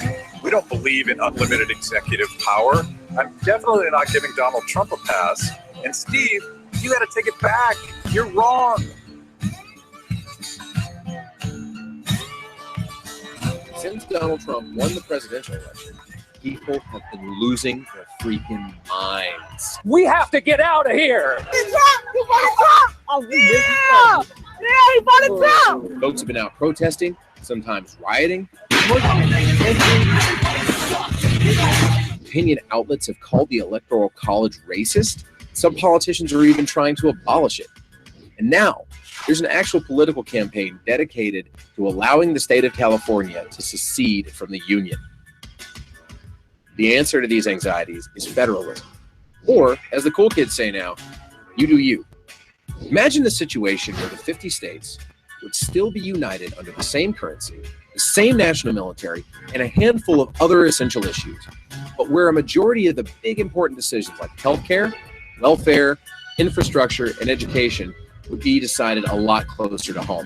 That's actually how it's supposed to work. You do you, man. If the people of Oregon want to vote for single-payer healthcare, fine, you do you. If Texas wants stricter voter ID laws, cool, you do you. If Coloradans want to make Rocky Mountain High the official state motto, hey, you do you, Centennial State. If you don't live there, don't get in the way. If you do live there, just don't make anyone else pay for what you want. It's simple. You do you. And if these policies fail or you just don't like them, the great thing about these states being united is that you can always move to a state that better shares your views and your values. Vote with your feet. So, whether you're a Californian Hillary or Bernie supporter who now wants to secede from the Union, or a never-Trump conservatarian in New Hampshire, the answer is one that everyone can finally agree on, hopefully. You do you. Think local. Think federalism. That way I can do me and you can do you. This man right here is my great-grandfather. He was the first cat herder in our family. Herding cats. Don't let anybody tell you it's easy. Anybody can herd cattle. Holding together 10,000 half-wild short hairs, well, that's another thing altogether. Being a cat herder is probably about the toughest thing I think I've ever done. I got this one this morning, right here. And if you look at his face, it's just ripped to shreds, you know. You see the movies, you hear the stories. I'm living a dream. Not everyone can do what we do. I wouldn't do nothing else. It ain't an easy job, but when you bring a herd into town and you ain't lost a one of them, ain't a feeling like it in the world.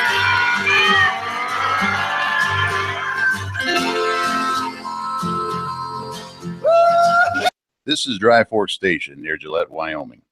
Yes, it's a coal-fired power plant. Yes, it's one of the most efficient and clean coal-fired power plants in the U.S. And yes, that's steam, not smoke. Did we mention it's one of the most efficient and clean coal-fired power plants in the United States? That's right, we did. Power plants like Dry Fork Station help keep you warm when the temperatures are sub-zero. They also help keep your electricity bill lower. Coal, America's energy. I spent almost 2 decades working for the CIA. I've seen up close what so many people don't want to imagine: the frightening reality of radical Islamic terror. Here's the truth no one wants to admit. We will never see a day for the rest of our lives where that threat doesn't hover above our heads. Because the hatred that fuels these jihadists will burn for generations. The question is, will our freedom If we surrender our privacy rights, our speech rights, our religious rights, and our gun rights, we will not be safer. But we will doom our children and grandchildren and the billions of people around the world who see America as a beacon of hope to utter darkness. Our freedom makes us great. Our freedom will keep us safe. I'm the National Rifle Association of America, and I'm freedom's safest place.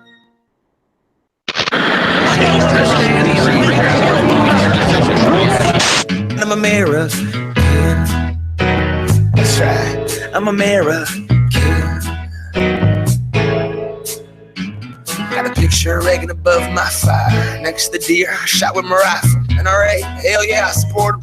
I hate my job and I hate my boss, but I love my country and I pray to God that the Cowboys win. Just clap your hands if you love our country, if you love our land. That's right. If you're not clapping your hands, you're a terrorist and you eat sand. Irreverent, but honest and tastefully tacky somehow. Here comes another hour of insensitivity training with Glenn Woods. And I live in America. Come on. And I live in America. I'm American. It's the third and final hour of the Bold Republic Radio Show. My name is Glenn Woods. Thanks for joining me. Open phones the rest of the way. Let's do this thing. You know, some radio shows only give you open phones on Friday. With me, you always get some open phones every day of the week. So now you don't have to talk about what I'm talking about. You can change the subject, interrupt me if you have to. That's fine. 844-700-BOLD or 844-700-2653. Let's go to California. Good news for other states out there. California is about to send you more of their businesses. Well, here's how this works. California continues to raise rules and regulations and taxes and so on, to the point that businesses, even businesses who owned by individuals who vote Democrat, who love the idea of, well, the socialism that the Democrat Party offers, find that they just can't do business under those conditions, so they pack up and they leave. And California never learns the lesson. They just keep raising taxes, they keep raising regulations, and more businesses pack up and leave. So, for those states out there, Wyoming, Texas, to name a couple, Florida, that have low taxes, low rules and regulations, get ready to go. I admired when Governor Rick Perry went to California for the sole purpose of courting businesses in California. Hey, come to Texas. We don't do this garbage to you. You can actually make a living there. It's easy to start a business. And when you make a profit, we don't tax it all away from you. Well, imagine the audacity. That really takes a big pair to do that, to go to another state and just start riding around the businesses. You ought to come to Texas. That's what's happening in California is just garbage. All right, here's the story. California, climate madness. Committed to moving forward. There you go. Once again, moving forward is not always a good thing. Sometimes forward is a bad place. Ignoring warnings from businesses. Story reads, California can make significant contribution to advancing the cause of dealing with climate change, they think. Irrespective of what goes on in Washington, Governor Brown said in an interview, I wouldn't underestimate California's resolve if everything moves in this extreme climate denial direction. Yes, we will take action. So when California enacts its climate reduction standards, well, they did some last year. It drew fierce criticism from some business leaders. And a lot of these business leaders believe in this stuff and vote Democrat. But as soon as these new standards were enacted, dear Lord, we can't do business under these conditions. Well, here comes some more. Here's a quote. The bills that they've passed into law impose very severe caps on emissions of what they call greenhouse gases in California, without requiring the regulatory agency to give any consideration to the economic impact on the businesses. Disruptions in everyone's daily lives, or the fact that California's population was expected to grow 50% between 1990 and 2030, according to the Chamber of Commerce. I guess that's not happening now. Quote, California more than ever is strongly committed to, here we go again, moving forward on our climate leadership, said Kevin D. Leon, leader of the state Senate. We will not deviate from our leadership in this because of this presidential election. Well, again, if this is what California wants to do, let California do it. Go absolutely, guys. Hey, I was looking at a story here. Now I'm really disappointed in this. I'm in Wyoming. Governor Matt Mead of Wyoming wants to spend about $2.5 million in economic diversity. In other words, to encourage, because Wyoming is so based on energy industry. Let's diversify Wyoming's economy. Now, I'm all for that. I just don't like the idea of the state spending money to do it. But here's an idea. Hey, Governor Mead, I sense an opportunity here. Rather than spending $2.5 million on trying economic diversity, Governor Mead, what if we just give you a plane ticket? Don't worry, it'll be round trip, okay? We'll give you a plane ticket and some money for basic hotel and, cab fare, okay? And you can do what the governor of Texas did. Just ride around California and go into businesses that are heavily impacted by all of this climate nonsense, these new laws California is trying to put into place. And just let them know, in the state of Wyoming, we don't have a state income tax. Did you know that? Yeah. Hey, by the way, in the state of Wyoming, rules and regulations compared to California, please. It's easy to do business in Wyoming. And since we're an energy capital, energy's cheap in Wyoming. Why don't you come on over to Wyoming? We could diversify our economy then. Here's a quote from California. If the president-elect and his administration work to undermine our climate leadership, they will hurt our economy, Mr. De Leon said. Sorry, sir, that's not what's going to hurt your economy.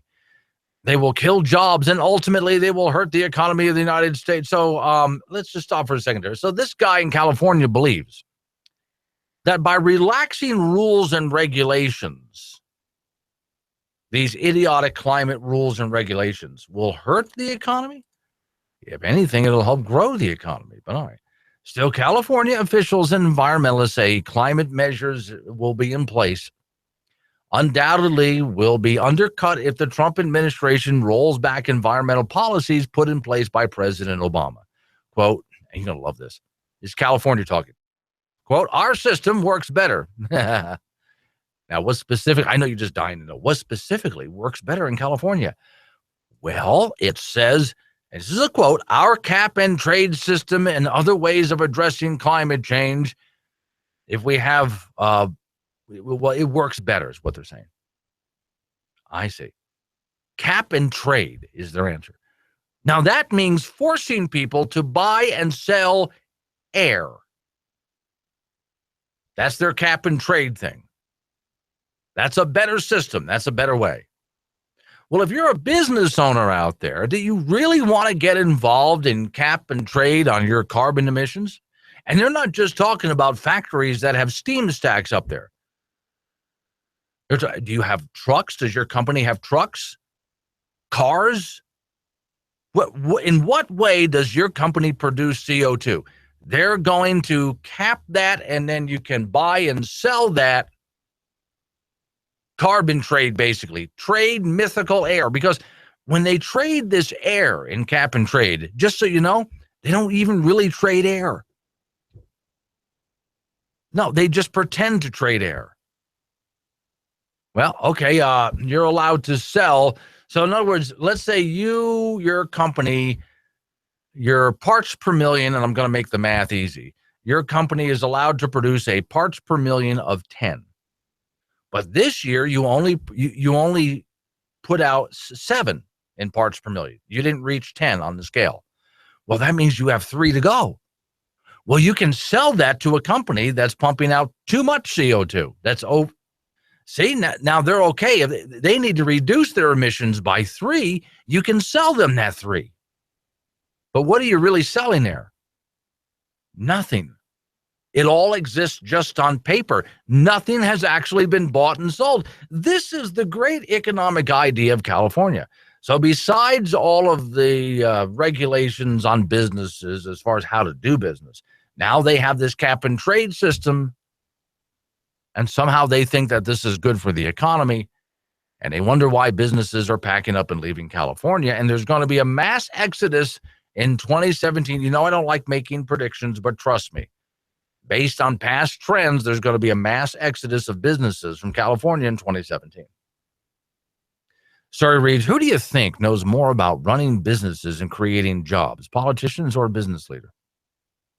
Business leaders are sometimes happy to indulge in populist green wishing and washing, but California's politicians or political plans go far beyond a little window dressing. The desire for more companies to join California's job-destroying climate plan is telling. If California's political leaders really thought their plan made economic sense, they wouldn't have to beg for any company. Companies would be flocking to join them. But instead, companies are packing up and leaving. And think about that. California, the politicians are saying, oh, you want to do our cap and trade and you want to do all of the other things, laws that we've passed because it's good for the economy. It makes economic sense. Then why aren't businesses flocking to join? You know, I say the same thing to jump subject real quick with Obamacare as an example. Oh, so Obamacare is going to be great for businesses. Really? Oh, really? Oh, okay. I see. Yeah. Then how come businesses were not rushing to join? Just the opposite. Because businesses know business. Businesses can look at the numbers and understand how it's going to affect their business. Politicians, on the other hand, are doing things for a completely different reason. So they'll lie and say, I mean, look, in some cases, it's just because they're naive. This plan will grow business, they say, and it doesn't. But other times, it's not even that. Not this plan will grow business and they're naive. They don't care whether it grows the business or not. They just want to impose their will. They want to score political points and do something that makes them, the politicians, even richer. It has nothing to do with saving the planet or growing the economy. It has to do with enriching them. Everything Glenn talks about is on his website, and that website is updated daily to keep you informed and scared. BoldRepublic.com. Over the next 4 years, liberal policies of more spending, higher taxes, and a growing dependence on government will threaten America's future.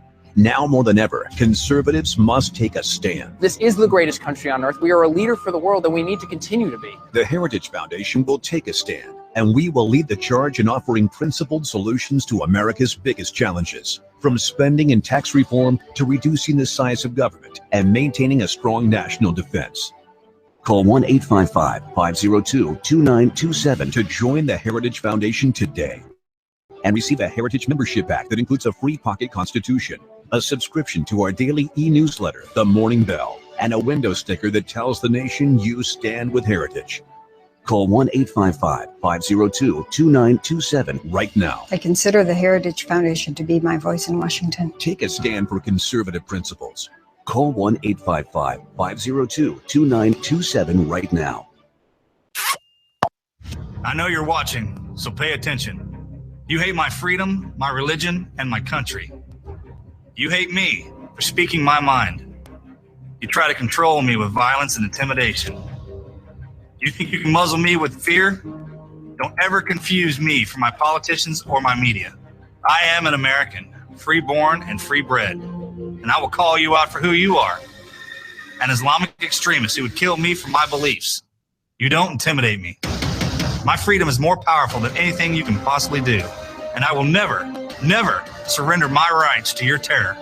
I will say what I think, worship according to my beliefs, and raise my children how I see fit, and I defend it all with the Second Amendment to the Constitution of the United States. I cower to no one, because I am the National Rifle Association of America, and I am freedom's safest place.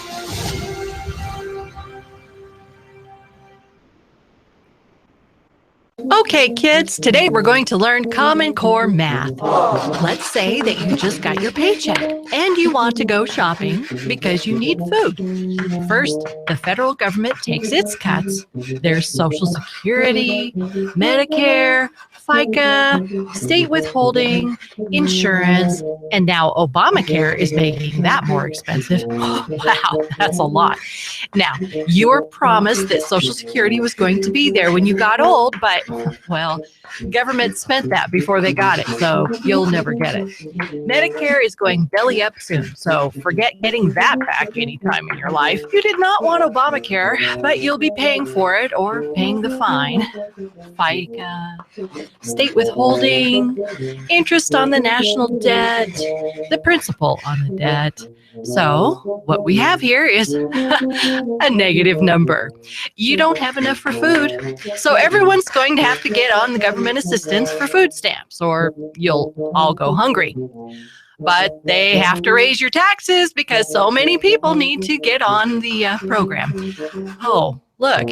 We have to start borrowing from your grandkids.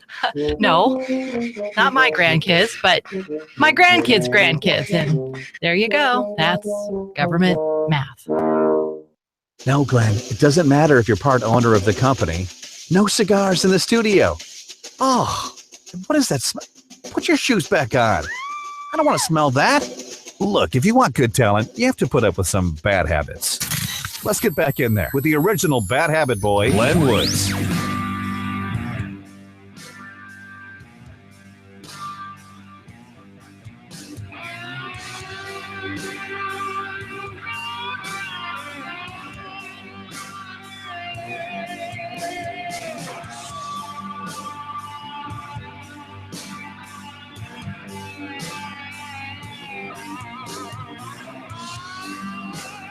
It's a Bold Republic radio show. My name's Glenn Woods. Thanks for joining me. 844-700-BOLD or 2653.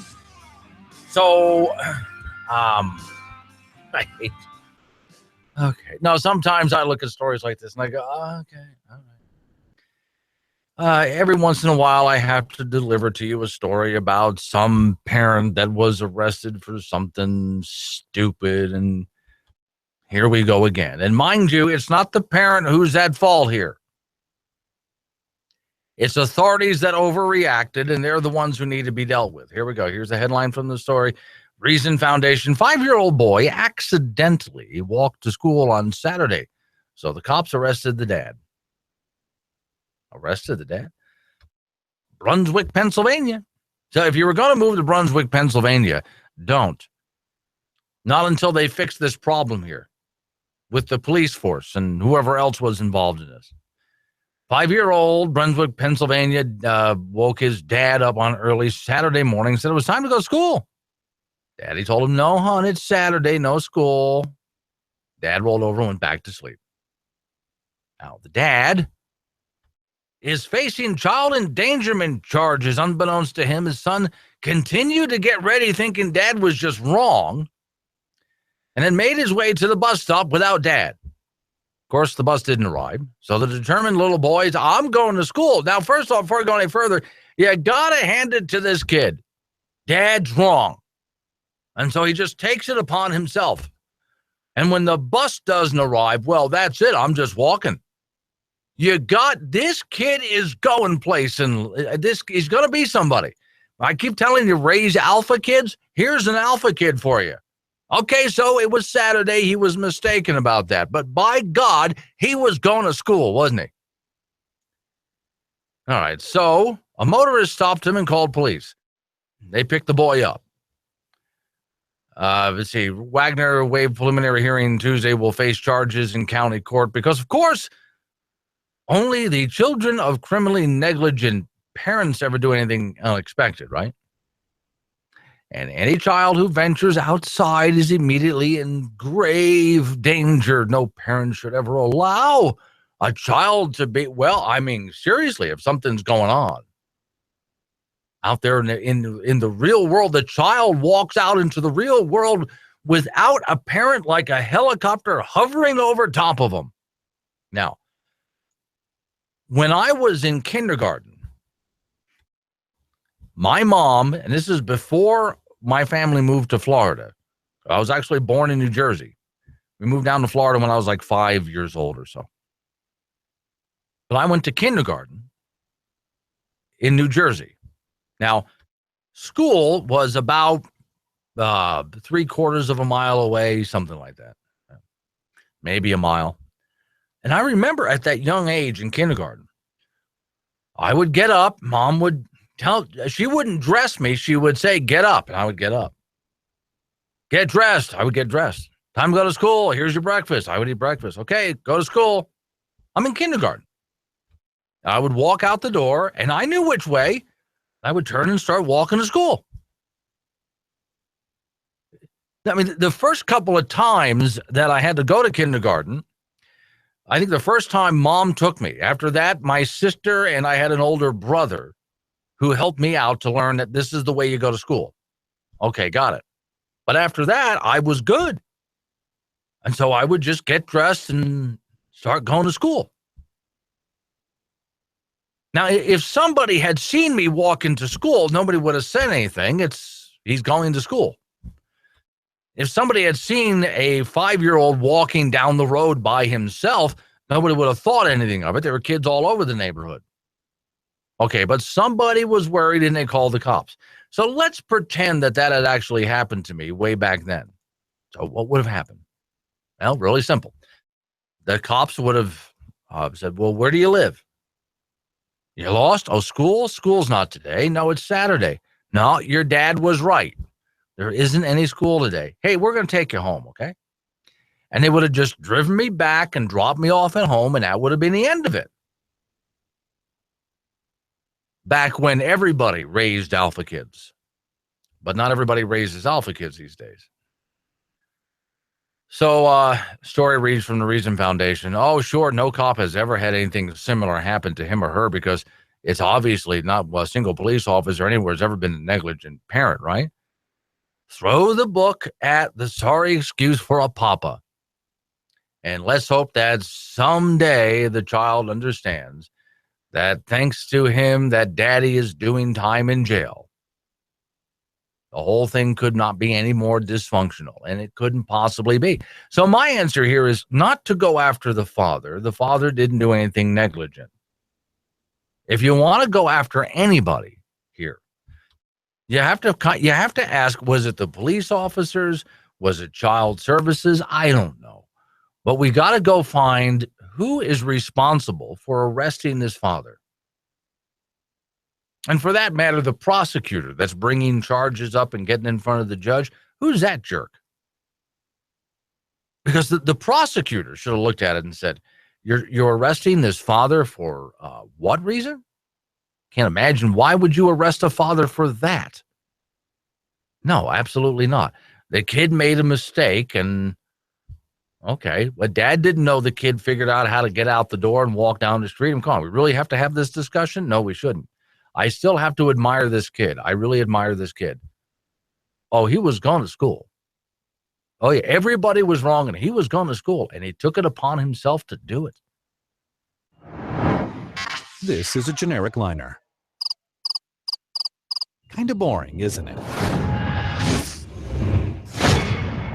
You know, a lot of people buy expensive razors to get a great shave. Some people even belong to Razor Club. And while a good razor certainly does go a long way, none of that means a thing if you haven't properly prepared your face or your legs or your underarms or wherever for that shave. It's the preparation that's the key. That's where Shave Secret comes in. You don't need any soaps or oils or aftershave, none of that. Shave Secret is the best shave ever. Simply put, the best shave ever. 100% natural oils. Comes in a little bottle that looks like an eyedropper bottle. Just wet the face, 3 drops. It doesn't even lather. It'll help heal any nicks and cuts, helps with dry skin, rashes, shave bumps, ingrown hairs, and a whole lot more. And it's a perfect size to travel with too. Look them up online. Shave Secret. It's simply the best shave ever. A 100% natural product that'll prepare your face for the shave. Shave Secret. Bold Republic.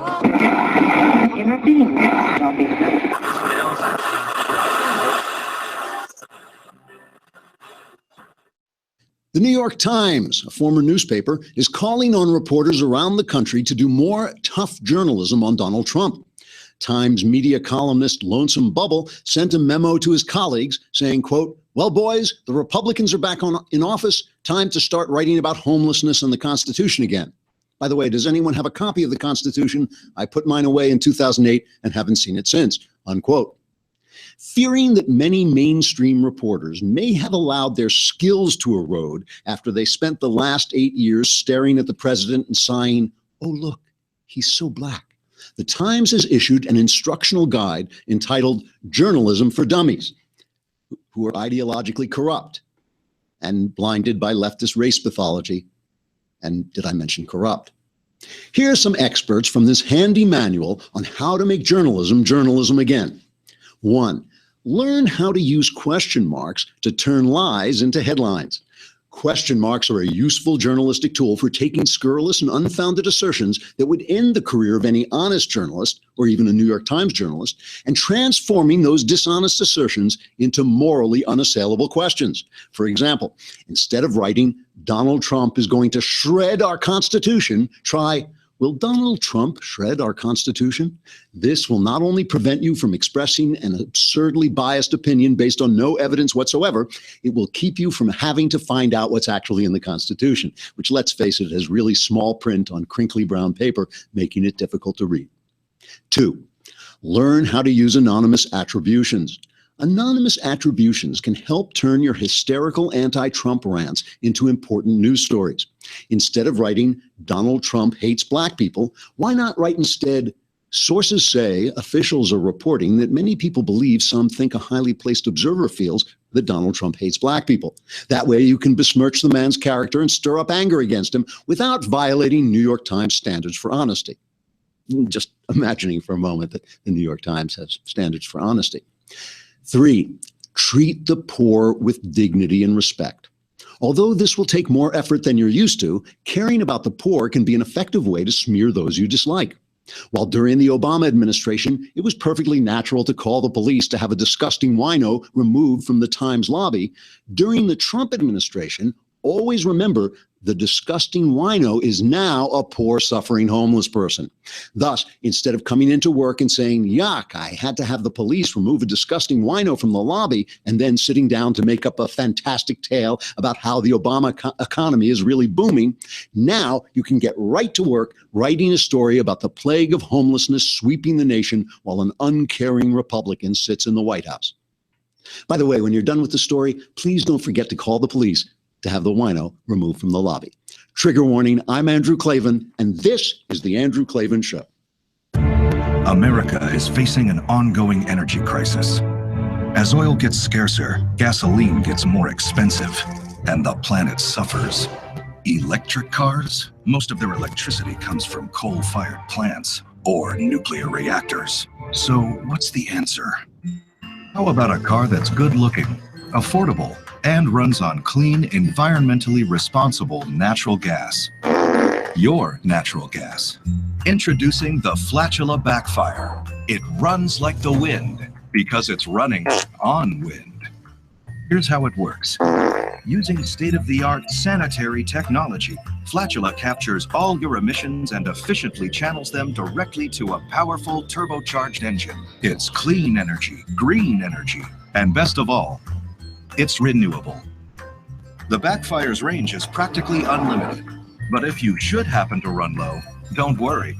You're never too far from a Flatula authorized service center, where trained, qualified providers stand ready to fill your tank with the gas that's right for your driving needs.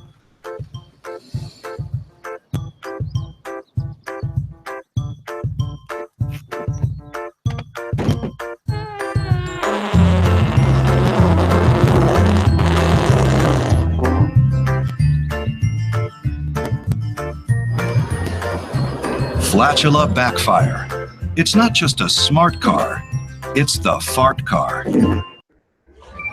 Think cleaner air is just pie in the sky? Well, it's not. EPA says air emissions are down since 1970, all while the economy, population, and energy use increase. So everyone can breathe a little easier. Log on to learn more.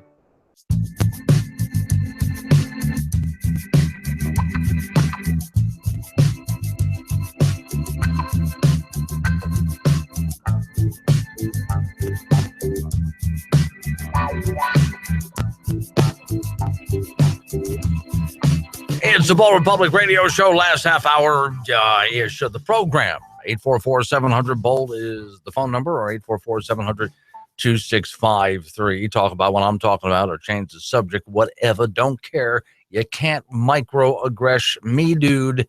You can't harsh my buzz. I have no idea what I just said. It's hip lingo. I don't do hip lingo. You may be in person, you'll understand why. I try it now and then just to be hip. Never works, just makes me sound dumber. Okay, so police say that this guy, I remember some years ago, I told you guys a story about a guy who wanted to rob a jewelry store. And so he walked in with his gun drawn into some plaza and went into the wrong store. Must have been really nervous because the jewelry store was off to the left. He went to the door to the right, which was the gun store. Walked in with his gun drawn, threatening people, and everybody behind the counter working at the store and every single customer turned with their guns drawn, turned him into Swiss cheese. Good. Okay, well, this story, you know, it's okay if you die because you're stupid. Man armed in Mableton, Georgia, gun store, tried to shoot a gun store owner. The gun store owner shot and killed one of the two suspects who had allegedly ordered him to the floor Monday morning. What are you trying to do robbing a gun store? Incident occurred at the Dixie Gun and Pawn. Store was just opening for the day, according to Action News 5. See, I should have gotten into the TV news business just so I can say, Glenn Woods, Action News. Action News 5 store owner Jimmy Grover. Of course his name is Grover. I'm surprised it's not like Billy Bob or Skeeter. Skeeter Grover from Georgia. I mean, come on. Well, he's already got the Grover part. He's from Georgia. Name him Skeeter. Anyway, said that two men wearing masks came in with their guns drawn, demanding that he got to the floor while shouting they were going to kill him. But Skeeter Grover, real name Grover, was wearing a handgun on his hip, according to Action 5 News. Police said Grover pulled out his gun and fired, hitting one of the gunmen. The suspects opened fire as well. Police arrived to find shattered glass and the body of one of the two suspects on the floor. Pool of blood. Now, it doesn't say pool of blood here, but I know you guys wanted me to say it. The second suspect fled the scene. Grover, who I've watched a lot of Sesame Street, I did not know Grover was packing, but, you know, when I think about his personality, I wouldn't put it past him. Said the store had been robbed numerous times during the 30 years that his family owned it, but this is the first time that people allegedly tried to rob it during business hours. In other words, before it was breaking and entering. The mistake these guys made is they tried to break into the store and rob it while it was open when someone could return fire. Nice shooting, Grover. I'm sorry you didn't get the other one too. But at least one of these guys is gone, dead. And the other one, maybe, if he's smart enough, may have learned his lesson. Your buddy was just killed by somebody named Grover.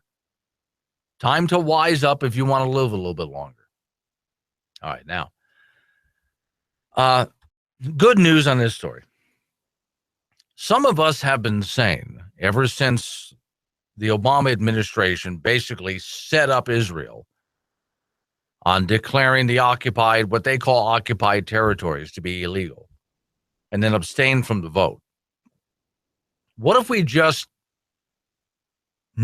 not fund the UN anymore? Now, I said this earlier in the program. Here's my theory on this. Right now, the federal government tempts cities, counties, and states with federal money, constantly waving federal money in front of cities, counties, and states. And if the cities and counties and states don't comply with what the federal government wants them to do, the federal government cuts off the money. See? That's how the federal government has control over local government. Bribery. Get them hooked on meth, which in this case is federal money. And then if they don't do what they're told to do, cut off the money until they do it. That's how the federal government controls your local governments. All right. Well, the United States provides about 1/4 of the money necessary to run the United Nations. Okay, then. If you guys don't do what we tell you, we're going to cut off the money. How about that? Huh? How about that? We're just going to go ahead and cut off the money. So when the Trump administration comes in, do they want this UN resolution declaring what Israel's occupying to be illegal? You want that repealed?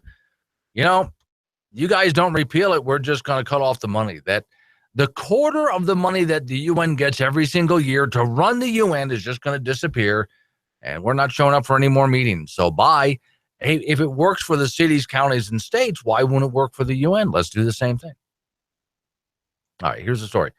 So Congress is already moving to slash UN funding, and it's not stopping there. That's the good news. From the Blaze, in the wake of the United Nations Security Council resolution condemning Israel's settlements, which the United States abstained from vetoing, some members of Congress are already acting upon their promise to cut funding to the international body. And according to a new report from the Washington Free Beacon, congressional leaders are not looking at cutting UN funding, but not just that, but also barring Palestinian diplomats from residing in the U.S. in order to attend the UN. So in other words, if any Palestinian diplomat wants to go to the United Nations on business, sorry, can't come into the country. Sorry.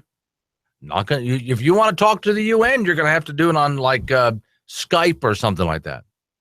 Quote, the disgraceful anti-Israel resolution passed by the UN was apparently only the opening salvo in the Obama administration's final assault on Israel. President Obama, Secretary Kerry, Ambassador Power, and other colleagues should remember that the United States Congress reconvenes in January 3rd, and under the Constitution, we control the taxpayer funds they would use for their anti-Israel initiatives. So now the new push comes just days after Senator Lindsey Graham, Republican South Carolina, first called on the U.S. to cut off all funding to the United Nations. I think this is a great idea.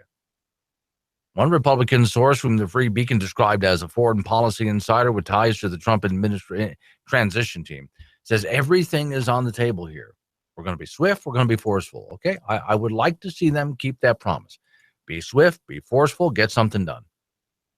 And by the way, if you really want to have an impact here, if the incoming Trump administration wants to really have an impact, then that's exactly what you do. You're swift, you're forceful.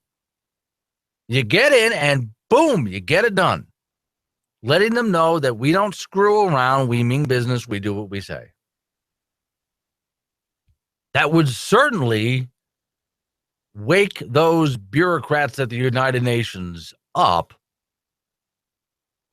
I'd like to just cut off the money and not come back, but that's a whole nother discussion. This is a generic liner. Kind of boring, isn't it? How important is it for you to take your medications at the right time of day? Very important, according to today's AARP health tip. More after this. At Walgreens, getting diabetes testing supplies with Medicare Part B is a walk in the park. Really, because getting what you need is quick and easy, giving you more time for other things. There's $0 out of pocket on all major brands like Freestyle and Walgreens True Metrics, and no extra paperwork. So managing diabetes becomes a stroll down Easy Street, or a trip to the movies, or even a day at the beach. Talk to your pharmacist today. Walgreens, at the corner of happy and healthy. Zero out-of-pocket cost when billed to Medicare and full coverage supplemental insurance. Some drugs are best used in the morning. Others should be taken in the evening or right before going to bed. There's a science to timing drugs to achieve the greatest benefit with the lowest risk of unpleasant side effects. It's called drug chronotherapy. So never change the timing of your drugs without first discussing it with your doctor or pharmacist. For more, go to aarp.org. It's the Obama administration bankruptcy liquidation sale. Everything must go. Solar panels at greatly discounted prices. Get them now before we throw them in the trash. Windmills bigger than you've ever seen. Never before driven. Limited mileage Chevy Volts at rock bottom prices. Get them now before they catch on fire too. It's the Obama administration liquidation bankruptcy sale. If it's green, it's gone. You critics don't define our honor. You try to shame us for doing our job. You teach children to fear us, crowds to attack us, and good people to doubt us. But we will never back down from our sworn duty to uphold the Constitution of the United States of America. We wake up every day, put on our badge, strap a gun to our hips, kiss our families goodbye, and put our lives between the law-abiding and any criminal who threatens their rights. We serve people of every color and creed, men, women, and children in violent, dangerous neighborhoods, because they have the same right to life, liberty, and the pursuit of happiness as CEOs, movie stars, and the political elite. We are Americans, and we are the American police officer. We stand with the National Rifle Association of America, and the NRA stands with us. Together, we're freedom's safest place. A recent study shows that blind people are having a hard time hearing the all-new electric cars like the Nissan Leaf and the Chevy Volt. As a result, the blind run the risk of being run over while attempting to cross the street. That's horrible. Yes, it is. Hey, you don't want to kill blind people, do you? No, I bought my car to help save the planet. But now you're killing blind people. Well, not yet, I haven't. I just wanted to save the squirrel. Well, given a choice, what would you rather run over? A blind person or a squirrel? Well, a squirrel, I suppose. Well, then forget that electric car. Go buy a big, noisy, gas-guzzling SUV so those blind people can hear you coming. Screw the squirrels. I'm going out to buy one right now. This message brought to you by SUVs to Save the Blind. Sorting through the nonsensical nonsense that makes your life a living hell. It's Glenn Woods. BoldRepublic.com.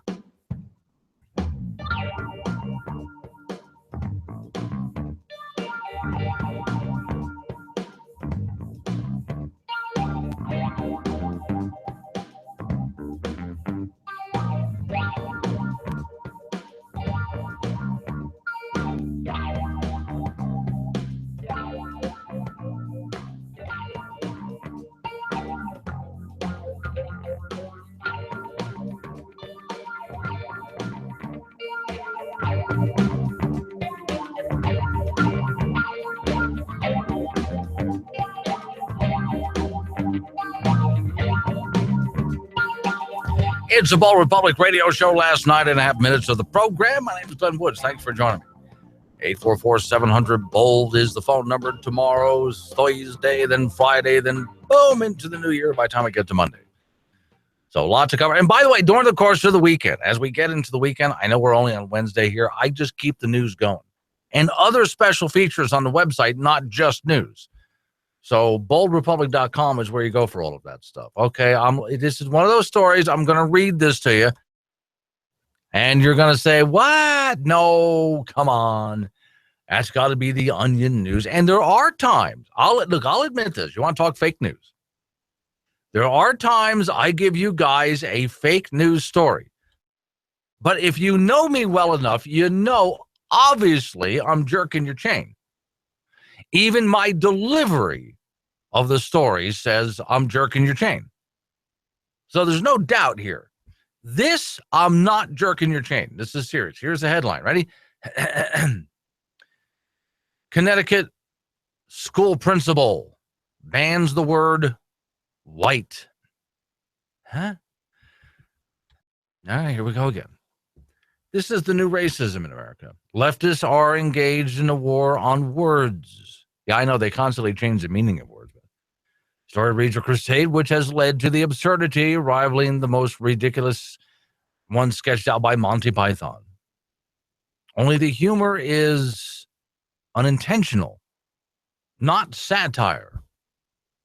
University will not allow you to say something is politically correct was bad enough.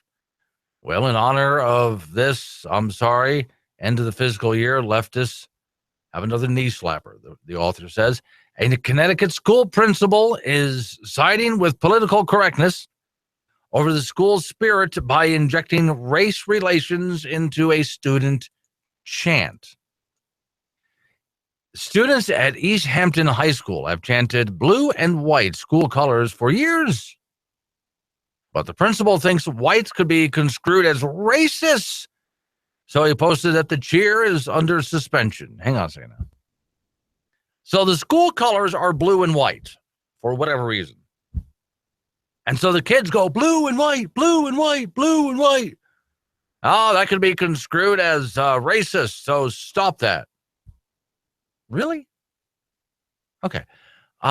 There's several, before I finish the story, there's several answers here to this.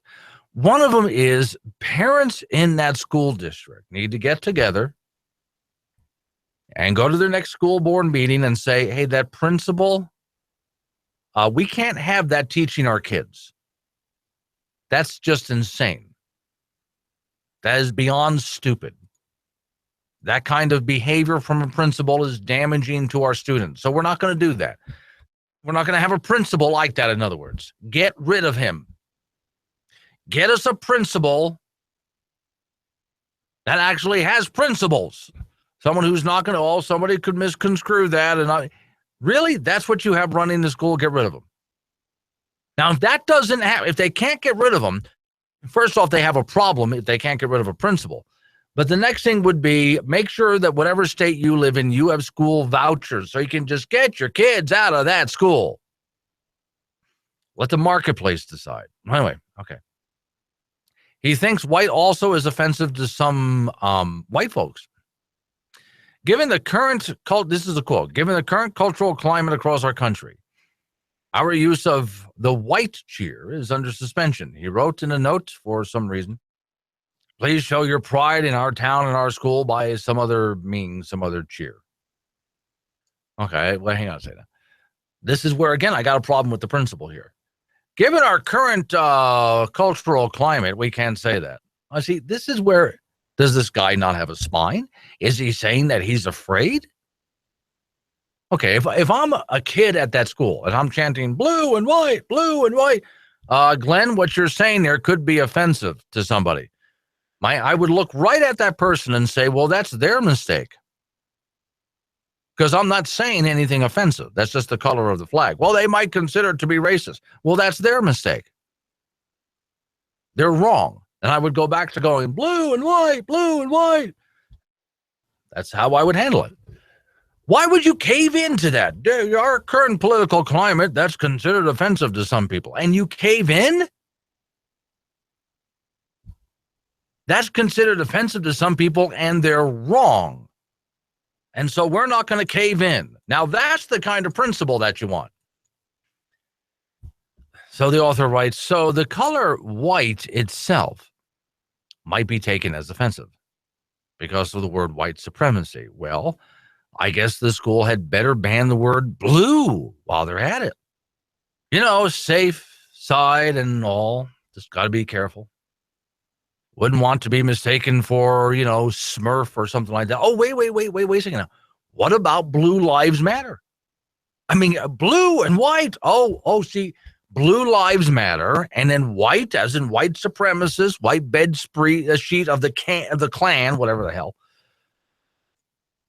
On this question, if the school is on a crusade against the word white, will they also torch anything that needs to be described as white, such as paper, shirts, walls, books, the pages of books, the space between the margins of a book page? What about white milk? If I want white milk, let me see. Cables, white cables, toilet paper, toilets themselves, those handy nose wipes, more commonly referred to as tissues. All these things are just listed as white. So if the word white is so triggering, perhaps it's time for the school to purge anything whatsoever. Now, wait a second now. I just thought of something else here. The race of the principal is a white man. Well, that could be triggering right there. middle-aged white guy running the school. Obviously, that's got to be a trigger warning. Got to fire him because he's a white guy. Look, I'm just taking what they've said and let's just go with it. Let's just go. You're going to get this extreme. Let's go. So, yeah, of course, obviously just banning the word white as a school cheer isn't going to do anything. But how long before the word white itself needs to be banned from everywhere, says the author? Follow the absurdity trail all the way to completion just to see how ludicrous it is. The principal, leftist, I don't know if he is or not. Could be just some guy who's worried about, well, I just don't want to offend anyone. That could be what we're dealing with here. He has no spine. He sits around thinking too much about these things. But again, I say you got two basic solutions here to this problem. The first one to me is most obvious. Every parent possible, get down to the school, to the next school board meeting. And this is how this works. You show up with a petition and you simply say to the school board, you are going to fire that principal because we can't have that nonsense teaching our kids. Obviously not just no, but hell no. Time to put an end to this. No. Get rid of him. Now, if the school board doesn't do that, it's time to get rid of the school board. One of the other ways, by the way, while you're at this, I'm telling you the story because it made media attention and all that kind of stuff. But one of the other ways to do this is to make sure it gets a lot of media attention. Because at some point, a wimp like this school principal would end up caving anyway, just because he can't handle the media attention, the negative media attention. But if none of that works, and it should, but if none of that works, to everybody listening to me, no matter where you're listening to me, make sure that your state has a school voucher program. Because one of the easiest things to do is just to grab your voucher and say, you know something, we're not doing this anymore. My kid is not going to go to a school where that is the principal. Where the principal actually, I'm telling you guys this story, and I know that some of you out there are listening to me going, come on, Glenn, that didn't really happen. That really happened. And it will continue to happen until we start making sure that principals like that get fired. We can't allow these people to run our schools. It's harmful to our kids.